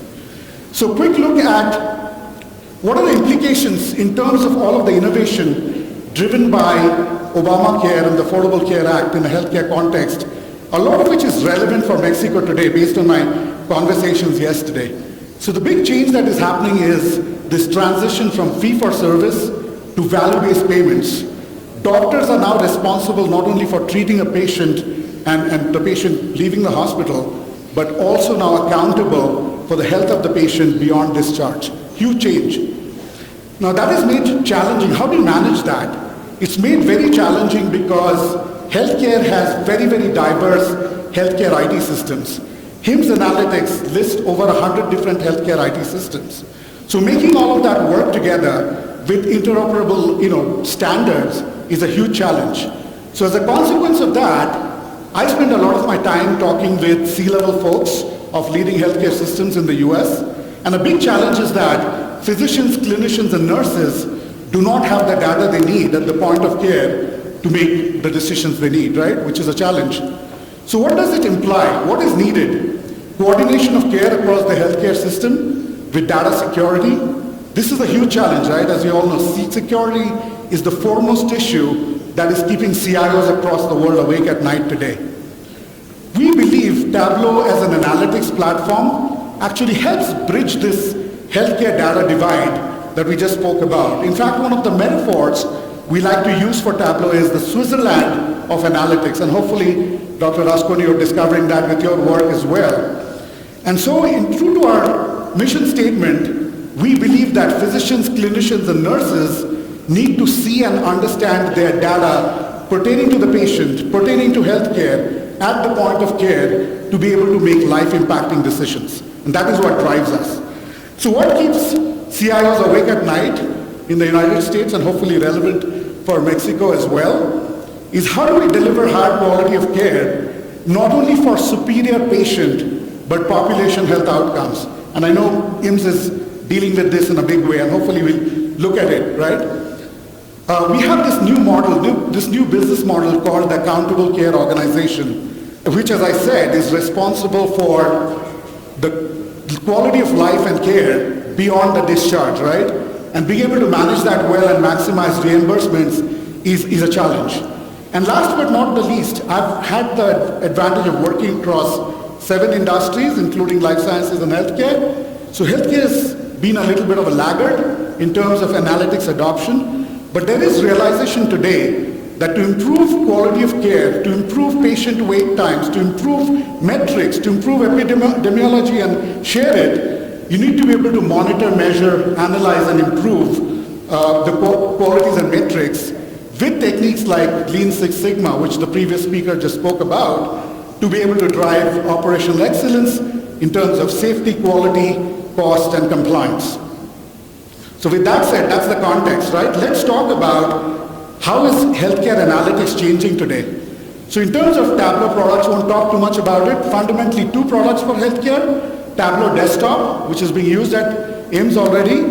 This is the analytics composition software, right, where analysts actually create the analytics. And then Tableau Server, which is how it is shared across the enterprise. So if Dr. Rascon wanted to share his data with hospitals or physicians, that will be done via Tableau Server. We also have Tableau Public, which is actually free. It is delivered to bloggers and journalists for them to write about the Ebola network, for instance, the outbreak of Ebola, and share it with the world. So there's a lot of healthcare data that you'll find on Tableau online as well. So with that said, let's talk about the huge change that is happening in analytics across multiple industries. It's a slightly complex schematic, so I'll explain it, right? So on the left-hand side, you see that Venn diagram, right? The wants are folks who can actually use the data. And the cans are the analysts, the IT folks who actually create the reports, the crystal reports, the dashboards for them. So today, with BI, traditional BI platforms like Business Objects, Cognos, SAS, etc., there are very few people who can actually create those reports. So you see that intersection is only about 8%. So that creates this phenomenon, which is described there, which we call the report factory. So what is the report factory? The report factory is when you request a report, and then those IT analysts who are backed up take about 2 weeks to 2 months to deliver that report. So by the time you receive the report, it's out of date, it's often useless, and so if you're an analyst, what you've got to do is copy and paste the data in Excel, you wrangle it, you stick it on PowerPoint, and you walk into a meeting with your execs, right? You're prepared for the first 3 questions, and when they ask you the 4th or the 5th question, you don't know, you're scratching your head, you're like a deer in the headlights, and you say, I'm going to come back, and then you come back in about 2 weeks. Does that resonate? Does that sound like a day in the life of people here? Okay? So we think that's not sustainable, which is why we introduced, Tableau as the pioneer of the phenomenon on the right, which is the basis for self-service data discovery and visual analytics, based on this paradigm of self-reliance, which is that once IT gives you a governed data set that is clean in Tableau, you can ask and answer all the questions you need. Whether you are Dr. Rascon doing epidemiological data, or you're a physician or a nurse or a clinician who's working with that data at the patient bedside, you should be able to ask and answer your questions in seconds in real time without needing extensive help to be able to answer that question. So what does this do in terms of benefits, right?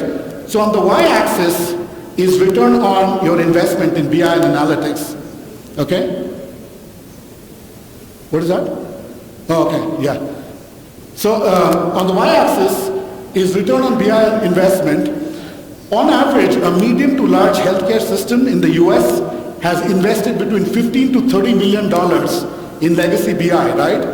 And despite that, on the x-axis we talk about the ROI in terms of what percentage of your physicians, clinicians, nurses can actually ask and answer their own questions without significant intervention. This is based on a Harvard Business School report, and it states that only about 8 to 10% of those doctors and nurses can ask and answer their own questions. Actually draw this on the back of a napkin when I sit down with a CIO or CMIO, and they look at me and smile and say, are you kidding me? In our healthcare system, barely 1% of doctors, clinicians, and nurses can actually create their own dashboard or reports, and they have to extensively depend on others to be able to do it. So the question we ask is, what if we could actually raise that 5 to 10% to 80 to 90%, where doctors, nurses, analysts, clinicians can actually ask and answer their questions? What value that would unlock from your data, right? I'll let you read it, right? The speed of decision making, hard productivity, cost savings, reduction in waste, etc., which really amounts to millions of dollars in value. And in the rest of my presentation, I'll actually take you through real customer examples, all of which are hopefully relevant for IMSS in the work that you do today. Let me talk about enabling the data-driven healthcare enterprise. Analytics obviously works across the entire enterprise, right? From strategic planning and human resource management to clinical patient and population health management to operations, procurement, assets and supply chain management, finance and revenue cycle management, and then of course enterprise IT, which brings together data from an electronic health record, from revenue cycle systems, supply chain management systems, and then delivers it to the enterprise. So let's start with an example, right? We'll talk about strategic planning and human resource productivity. So if you wanted to open your next hospital in Mexico City, how do you make that decision? That's the question, right? How do you decide where do you open up your next hospital? From an HR productivity perspective, that's 75% of the cost of running a hospital. How do you know that your overtime is not being abused? How do you even know where the data is, right? So those are the kind of questions we look at. The two examples I'm going to highlight here are Mount Sinai Health System from New York City and Piedmont Healthcare, which is from Atlanta, Georgia. So Mount Sinai Health System, one of the top teaching hospitals in the world, located in New York City. The big problem was twofold. The first was population health management, right? How do you get a 360-degree view of the patient for physicians, clinicians, and nurses to be able to make sense of the data? The second problem they wanted to solve was the chief strategy officer asking where do they build their next Mount Sinai, right? In New York, they have a joke that every area of New York has a deli, a Chinese restaurant, a laundry, and a Mount Sinai. And that's how they want to keep it, right? So what they did for the first time was bring data from almost 6 different systems to compute patient to physician ratio, and they color-coded this for the entire New York City where Mount Sinai has a presence, right? So as you can see, those large swaths of red is where that ratio is very small, which means that there are huge numbers of patients who are being unserved, right? So those potentially, again, if you did that for Mexico City, it would uncover exactly where you build your next hospital, where there are a large number of patients who are not being served well. This dashboard was delivered in less than 4 hours, and it actually helped Mount Sinai determine where they build out the next hospital. Next example from an HR perspective, Piedmont Healthcare, 6 hospital system in Atlanta, Georgia, one of our oldest references. In this case, the big driver was hospital performance management. They compiled 2,400 Excel reports every quarter, turned it into a 110-page report, which landed on a hospital president's desk, and as you can imagine, it makes its way to the basura because it's not usable, okay? So in this case, they also discovered that they had significant issues with managing overtime and outsourced agency costs, right? So they created this Tableau dashboard which literally looks at what is their overtime and agency cost usage across the 6 hospitals within each therapeutic area, and then by department, right, up to a department owner, so they can establish accountability and responsibility for managing this cost. They presented this at the Tableau conference last year, and you can see the numbers. The key takeaway is $8.5 million in cost reduction from overtime in 1 month. $1.5 million in agency cost, which is saving them $10 million in overtime and agency cost on a monthly basis across 6 hospitals. What if IMSS could help do this in a Mexican context? Imagine how many billions of pesos are here to be saved, right? Let's go to clinical patient and population health, which I know is of huge interest in a IMSS context. So Piedmont Healthcare, again, the challenge here was cardiovascular scheduling, and they were also looking at patient and population health management long before other healthcare systems in the US. So, this is really moving fast, I'm sorry. Oops, why is it doing that? Okay, so they used Tableau to create a single hospital performance dashboard that is now replacing those 2,400 Excel reports. And so the dashboard is not making its way to the basura, it's actually helping manage performance. But from a population health management perspective, these are the metrics they've reported, right? $2 million in savings in cardiovascular scheduling because they can actually see those schedules and manage them. Cardiovascular length of stay lowered by 50% against benchmarks. 30-day readmission rates for heart failure and heart attacks reduced by 10 and 12% respectively. That is huge.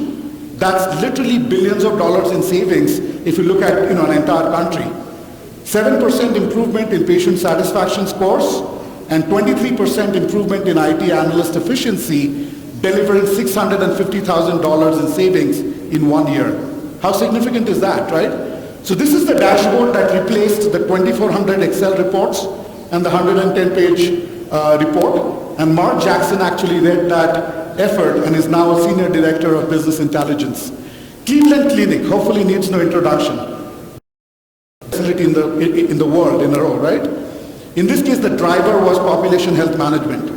They became one of the first accountable care organizations in the US with 55,000 attributed lives, and they wanted 360-degree view of their patient data to be able to identify the most at-risk patients and be able to manage them. So, sorry again, it's moving really fast. Okay, so this was, they actually ordered a population health management system from Optum, which is also a partner of ours, and discovered that they couldn't wait until 2016 for the system to be delivered. So they have a Tableau Center of Excellence, and they created their own population health segmentation solutions, which I know is big for HIMSS as well. You're seeking to build out a population health segmentation and risk stratification solution. So in this single dashboard, what you see is we have geo-mapping capabilities within Tableau. So on a map, you can literally see where your patients are coming from, the demographic data, where are the clusters of patients coming from. In addition to that, this was the business problem. Hopefully that is very relevant for IMSS as well.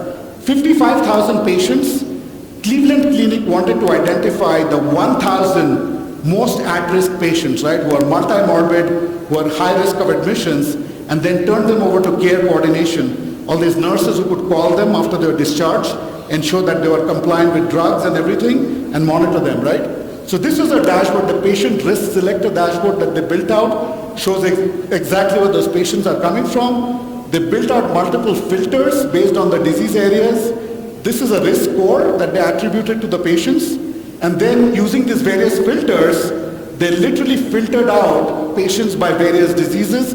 What they wanted was patients from a very narrow band, which was very close to the Cleveland Clinic, so they could actually manage those patients via care coordination. And this was the result. 1,030 patients, again in a very close band with the highest risk scores. And then if you click onto this actually takes them into the patient data within their EPIC electronic health record, right? For both the physicians and the care coordinators. Hopefully something that you can literally apply in a Mexican context, right? With the data that you have at IMSS. I know this is significant. So in addition to that patient risk selector dashboard, they built out a slew of applications in-house as their Optum Health application is being implemented in 2016, right? So they're literally deploying population health management today, which is pretty significant, very inspiring.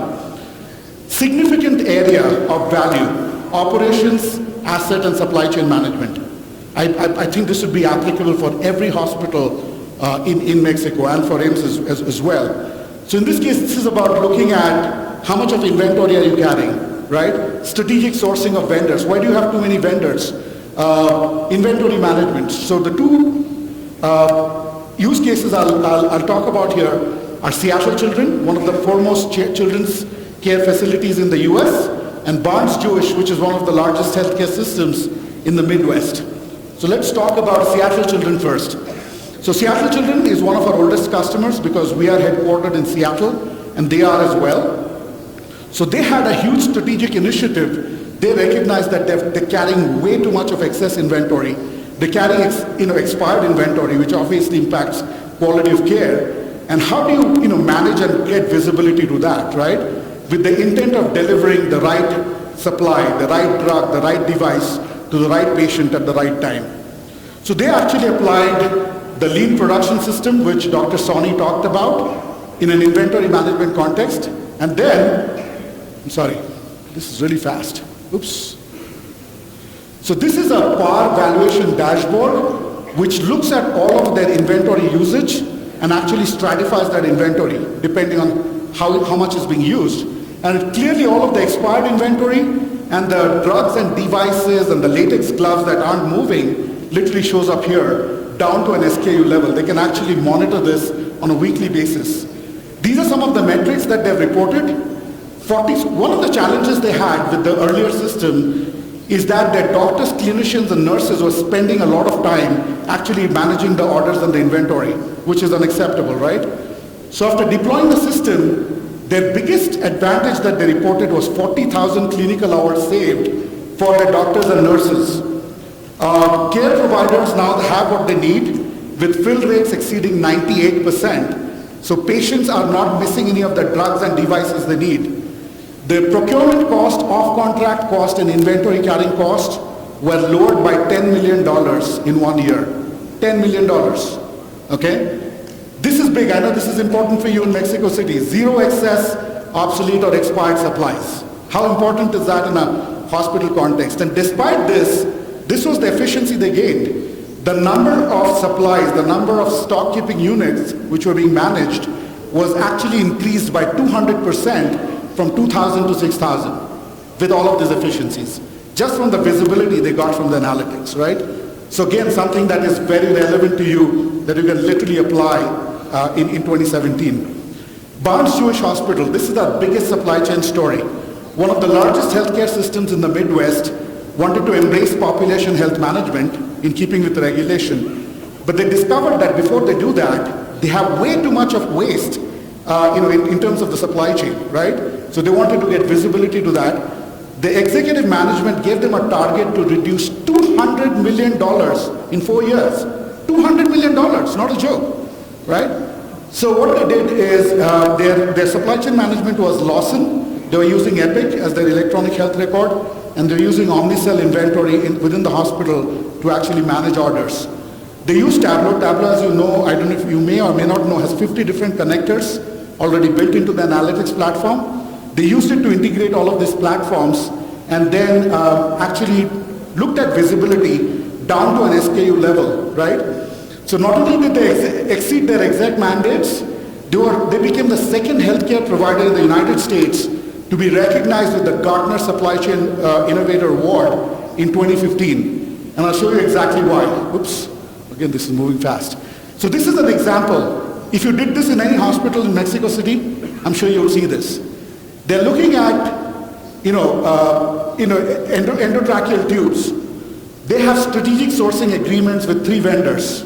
And their doctors, nurses, and clinicians are actually ordering it from 10 vendors, paying inflated prices. That's literally cost, right, that you can save instantly off the back.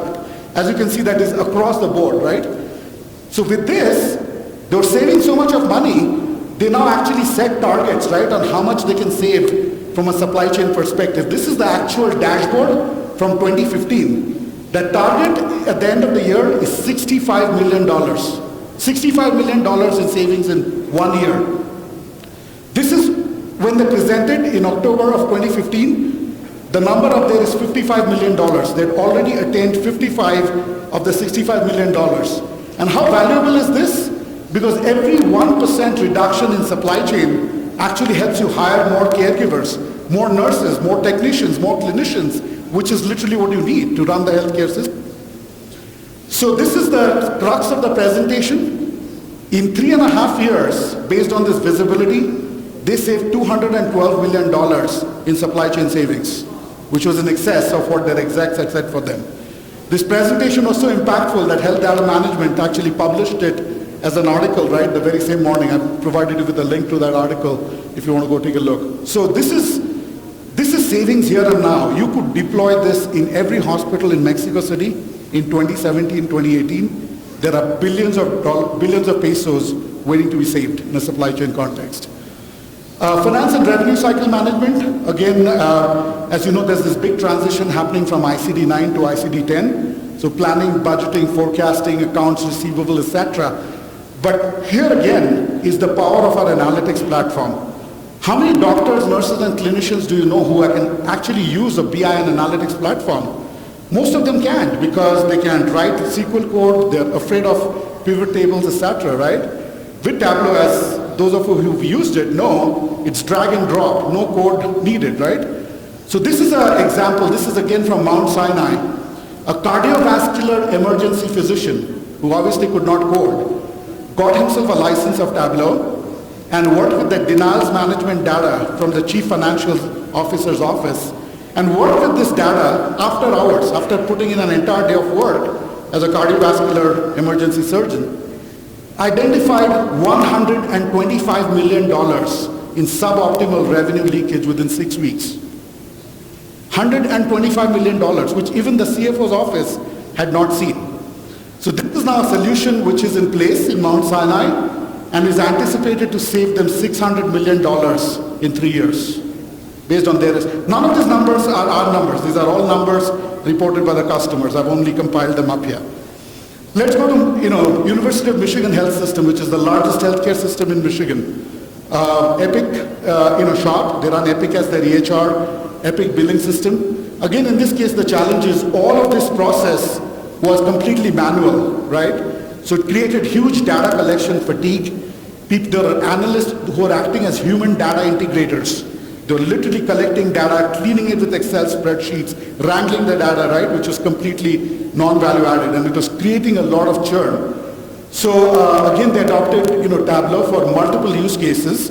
First use case, cash reconciliation, right? Being able to do this in an automated way. From 13%, which were being recognized only manually, now 96 to 97% is being auto-reconciled, which is saving them over 3,000 hours per year. Pretty significant, right, in terms of productivity. Rack recovery, I don't know if this is relevant in Mexico, but rack recovery is when your Blue Crosses, your payers, actually send in audits, and then you've got to create these tools to identify the risks and respond to those rack inquiries, right? They again drove visibility in that with Tableau and identified $3 million in refunds, which was due back from Blue Cross Blue Shield, which they wouldn't have identified, and in the process also saved about 400 hours per year. Charge estimation, again across multiple, not just finance, but across multiple functions. How do you provide a charge estimate quickly and in an efficient way? They used Tableau to do that. Not only did they save about 3,500 hours per year, but the quality of estimates was much higher and far more consistent with no data wrangling with Excel spreadsheets. So net, again from the University of Michigan Health System, this is an article that has appeared in Healthcare IT News, testimonial from Jonathan Greenberg, who's the director of BI and Analytics, 10,000 hours of work saved by automating processes as well as $3 million in rack audits which have been gained, which is pretty significant ROI. Last but not the least, enterprise IT, right? At the end of the day, IT brings all of the data together, cleanses it, provides it, and makes it analytics ready. So managing the report factory, ensuring secure and governed BI analytics, empowering clinicians, nurses, and analysts to ask and answer questions are all typical use cases that our customers use it for. So the example I provide here is Providence Health and Services, which is the second largest healthcare system in the United States after Kaiser Permanente. They're across multiple states, they've acquired multiple healthcare systems, and they're also very innovative. Just like you, they're very innovative. They hold contexts like this and show that they're always at the forefront of innovation. So in this case, the problem hopefully is again something that resonates with each and every one of you. They had multiple healthcare IT systems, multiple EHRs, and no single version of the truth. There's so many reports and so many versions of the same report, people didn't know what to trust, right? Inability to align incentives for population health management. Most importantly, how do you simplify operations, right? So this is really about operations excellence. Oops, again, it's jumping. Okay, let's see. Okay, so they actually created their own branded operation analytics platform called Vantage, which was built entirely with Tableau. It aggregated data from 11 different systems, including Epic, which was their electronic health record, Lawson, which was being used for supply chain management, Press Ganey being used for patient satisfaction, and then almost 11 other systems, which was homegrown. Understand a lot of your systems are homegrown, right? So this will resonate. So what they created was literally an operation analytics platform with 40 standard reports that everyone from the C-level down to the staff had access to. So when they introduced this, they saw 15,000 users in the first 12 months, and that is growing at almost 10 to 15% per month. Today, more than 30,000 of the 76,000 employees use the system, which is built on Tableau. They created a physician scorecard, which took them 18 months, because first there was a lot of resistance, right? What are the right metrics to measure? But once they did it, the key takeaway was physicians are so competitive, they literally want to benchmark themselves and do better than everyone else. Just that resulted in physician productivity improving 8% in 12 months. In addition to that, the path that we are very proud to partner with them on is that they created a cancer screening metric and a dashboard which now proactively allows them to screen people for colon, colorectal, and breast cancer. And so that has improved 100% over 12 months, which means people at risk are actually being proactively screened and lives are being saved. So huge success story. So this is an example. This is the Vantage Operation Analytics platform. It appears as a desktop icon on every new employee's desktop. Each of these thumbnails is a report created in Tableau. It's cross-functional. It goes across clinical, financial, operational, supply chain, etc. Right? 40 reports. Sorry, again. Okay, this is the physician scorecard, which took them almost 2 years to build out. So every physician at Providence Health is measured along the same metrics in terms of financial, utilization, patient satisfaction, etc. And this drove up that productivity by 8% in 12 months. One of the unique things that they have done, which I think is very relevant for IMSS and Mexico, is this notion of the balanced scorecard, right? Which is they literally created the same set of metrics and they cascaded the same metrics down from a regional level, down to a practice level, down to a provider level, and down to that physician scorecard I showed you. So everyone in that organization is measured on the same set of metrics, which are clearly communicated, which are completely transparent, and it allows them to benchmark performance of provider versus provider, department versus department, physician versus physician. And that's significantly contributing to this productivity and advantage, right? So this is an example of a population health dashboard looking at 30-day readmission rates for heart failure, etc. And so again, huge success. This is again the second largest healthcare system. Almost 40,000 of their employees, using the same set of metrics. So quick summary of the case studies we just talked about. So this is the realized value that our customers have talked about, and this is the Tableau deployment, right, from IT efficiency, clinical, human resource, finance, revenue cycle management, and supply chain, right? So we've talked about Piedmont Healthcare, 3 use cases: hospital performance management, 2,400 Excel spreadsheets replaced with one Tableau dashboard, 23% improvement in IT efficiency, delivering $650,000 in savings. Cardiology department physician scheduling, I know this is something you worry about as well. How do you optimally schedule your surgeons while ensuring that you don't burn them out? $2 million in savings within 1 year. Savings from visibility to overtime and outside resources, savings of $10 million per month. 6 hospital system, right, in Atlanta. We spoke about University of Michigan Health System for revenue cycle management. $3 million in savings from all the refunds they're getting from the Blue Crosses. Mount Sinai, this one we're really proud of. Emergency department physician working after hours with denials management data identifies $125 million in value from the suboptimal denials management, which even the CFO's office had not seen.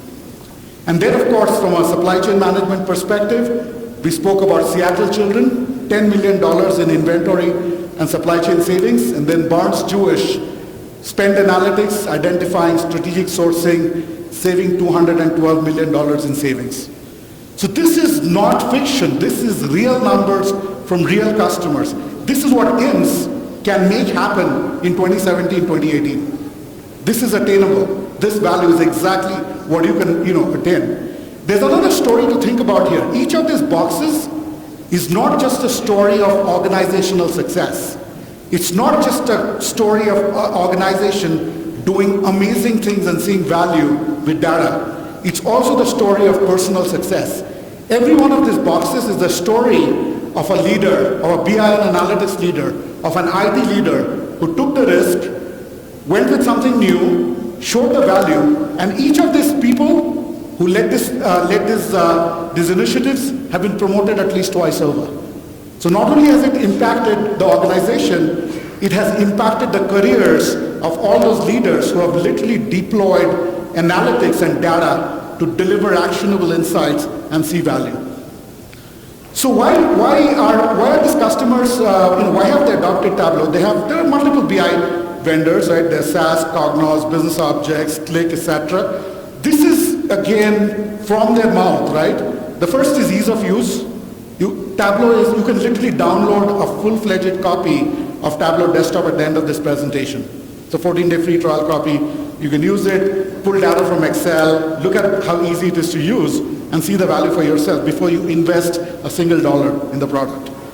It can be deployed across your enterprise in weeks, right? And you can literally see payback in months, which is virtually impossible with any other analytics platform.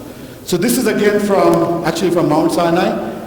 The ease of use with self-service without spending hundreds of thousands of dollars in training, with which any other BI and analytics platforms would have taken. The second one is actually from Johns Hopkins, which is one of the thought leaders in healthcare, right? They already had 2 BI platforms in place. But in this case, this lady who was an analyst and is now a director of analyst talks about how easy it was for her to engage with her users, gather their requirements, and make changes in minutes, right? So the use of Tableau as a prototyping tool to bridge IT and business, right, is something we see our customers do really well. The third one we spoke about, watching the physician who was afraid of pivot tables, who didn't know how to write a SQL query, creating a denials management dashboard, which was better than what the CFO's office was using. This is very significant, right? We have 50 different data source connectors built in. So you can literally connect your electronic health record, to your ERP, to your multiple healthcare IT systems, to data that is sitting on Amazon or Google Query without the need to hire any external consultants, right? Because of the connectors already built in. This is one of the biggest reasons why our customers choose Tableau. Just the ease of use with Tableau Desktop, as well as the ability to do complex calculation, including level of detail calculations, also the geo-mapping capabilities, right? If you want to see where our patients coming from Guadalajara or Cancun, which is where I was partying over Christmas, right? And connecting it with the epidemiological data, right? Or population health data, you can easily, you're already doing it, right? Aren't you? With the geo-mapping capabilities, right? Which is pretty significant. Best value for investment, again, you can try Tableau without a single dollar of investment. You can see the value from your use cases and use that to justify additional investment. And this is pretty significant. We don't talk about it enough. We have a very vibrant Tableau. Tableau is the smallest company I've worked for. I used to work for SAP, which is far bigger. In no company, no software company have I seen customers who are as passionate about the product as I've seen with Tableau, right? So we also have a Tableau community. So if you have a challenge with using the product and if you Google it, you literally receive about 50 answers to your questions provided by the community, which is pretty significant. So we are very significant, we are very fortunate in a healthcare context. All 15 of the top 15 hospitals recognized by the US News and World Report in 2015-2016 are Tableau customers. We're very proud that IMSS is a very valuable customer of ours, and we hope we'll help you and partner with you to see some of the value that we just talked about. I'd like to make a plug for, so we have the Tableau Customer Conference. This year it's happening in October in Las Vegas. We anticipate 15,000 customers, where we share best practices. So this is the healthcare track which I lead. This is from 2016. As you can see, it's like a who's who, everyone from Kaiser Permanente to Seattle Children to Blue Shield of California, from payer perspective, as well as Pfizer, Cardinal Health, Intuitive Surgical. So we'll again have a similar track in 2017. So for all of you who are interested in Tableau and want to learn more, it's a great investment of your time. So that concludes my presentation. Thank you very much for your attention towards the end of the day, and happy to take a couple of questions.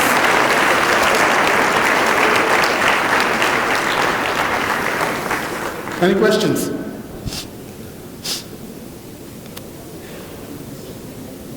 All right, you understand everything I said. Awesome. Thank you very much. Appreciate it. En nombre del Instituto Mexicano del Seguro Social queremos agradecer a Andy de su brillante presentación acerca de este nuevo enfoque de análisis de datos. Muchas gracias. Mucho gusto. I went all the way to Costa Rica to learn that. Thank you so much. My pleasure. Thank you so much.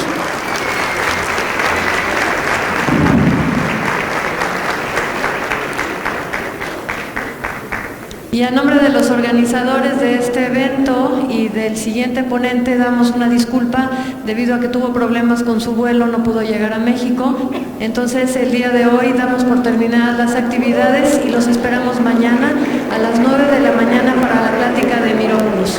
Muchísimas gracias y buenas tardes.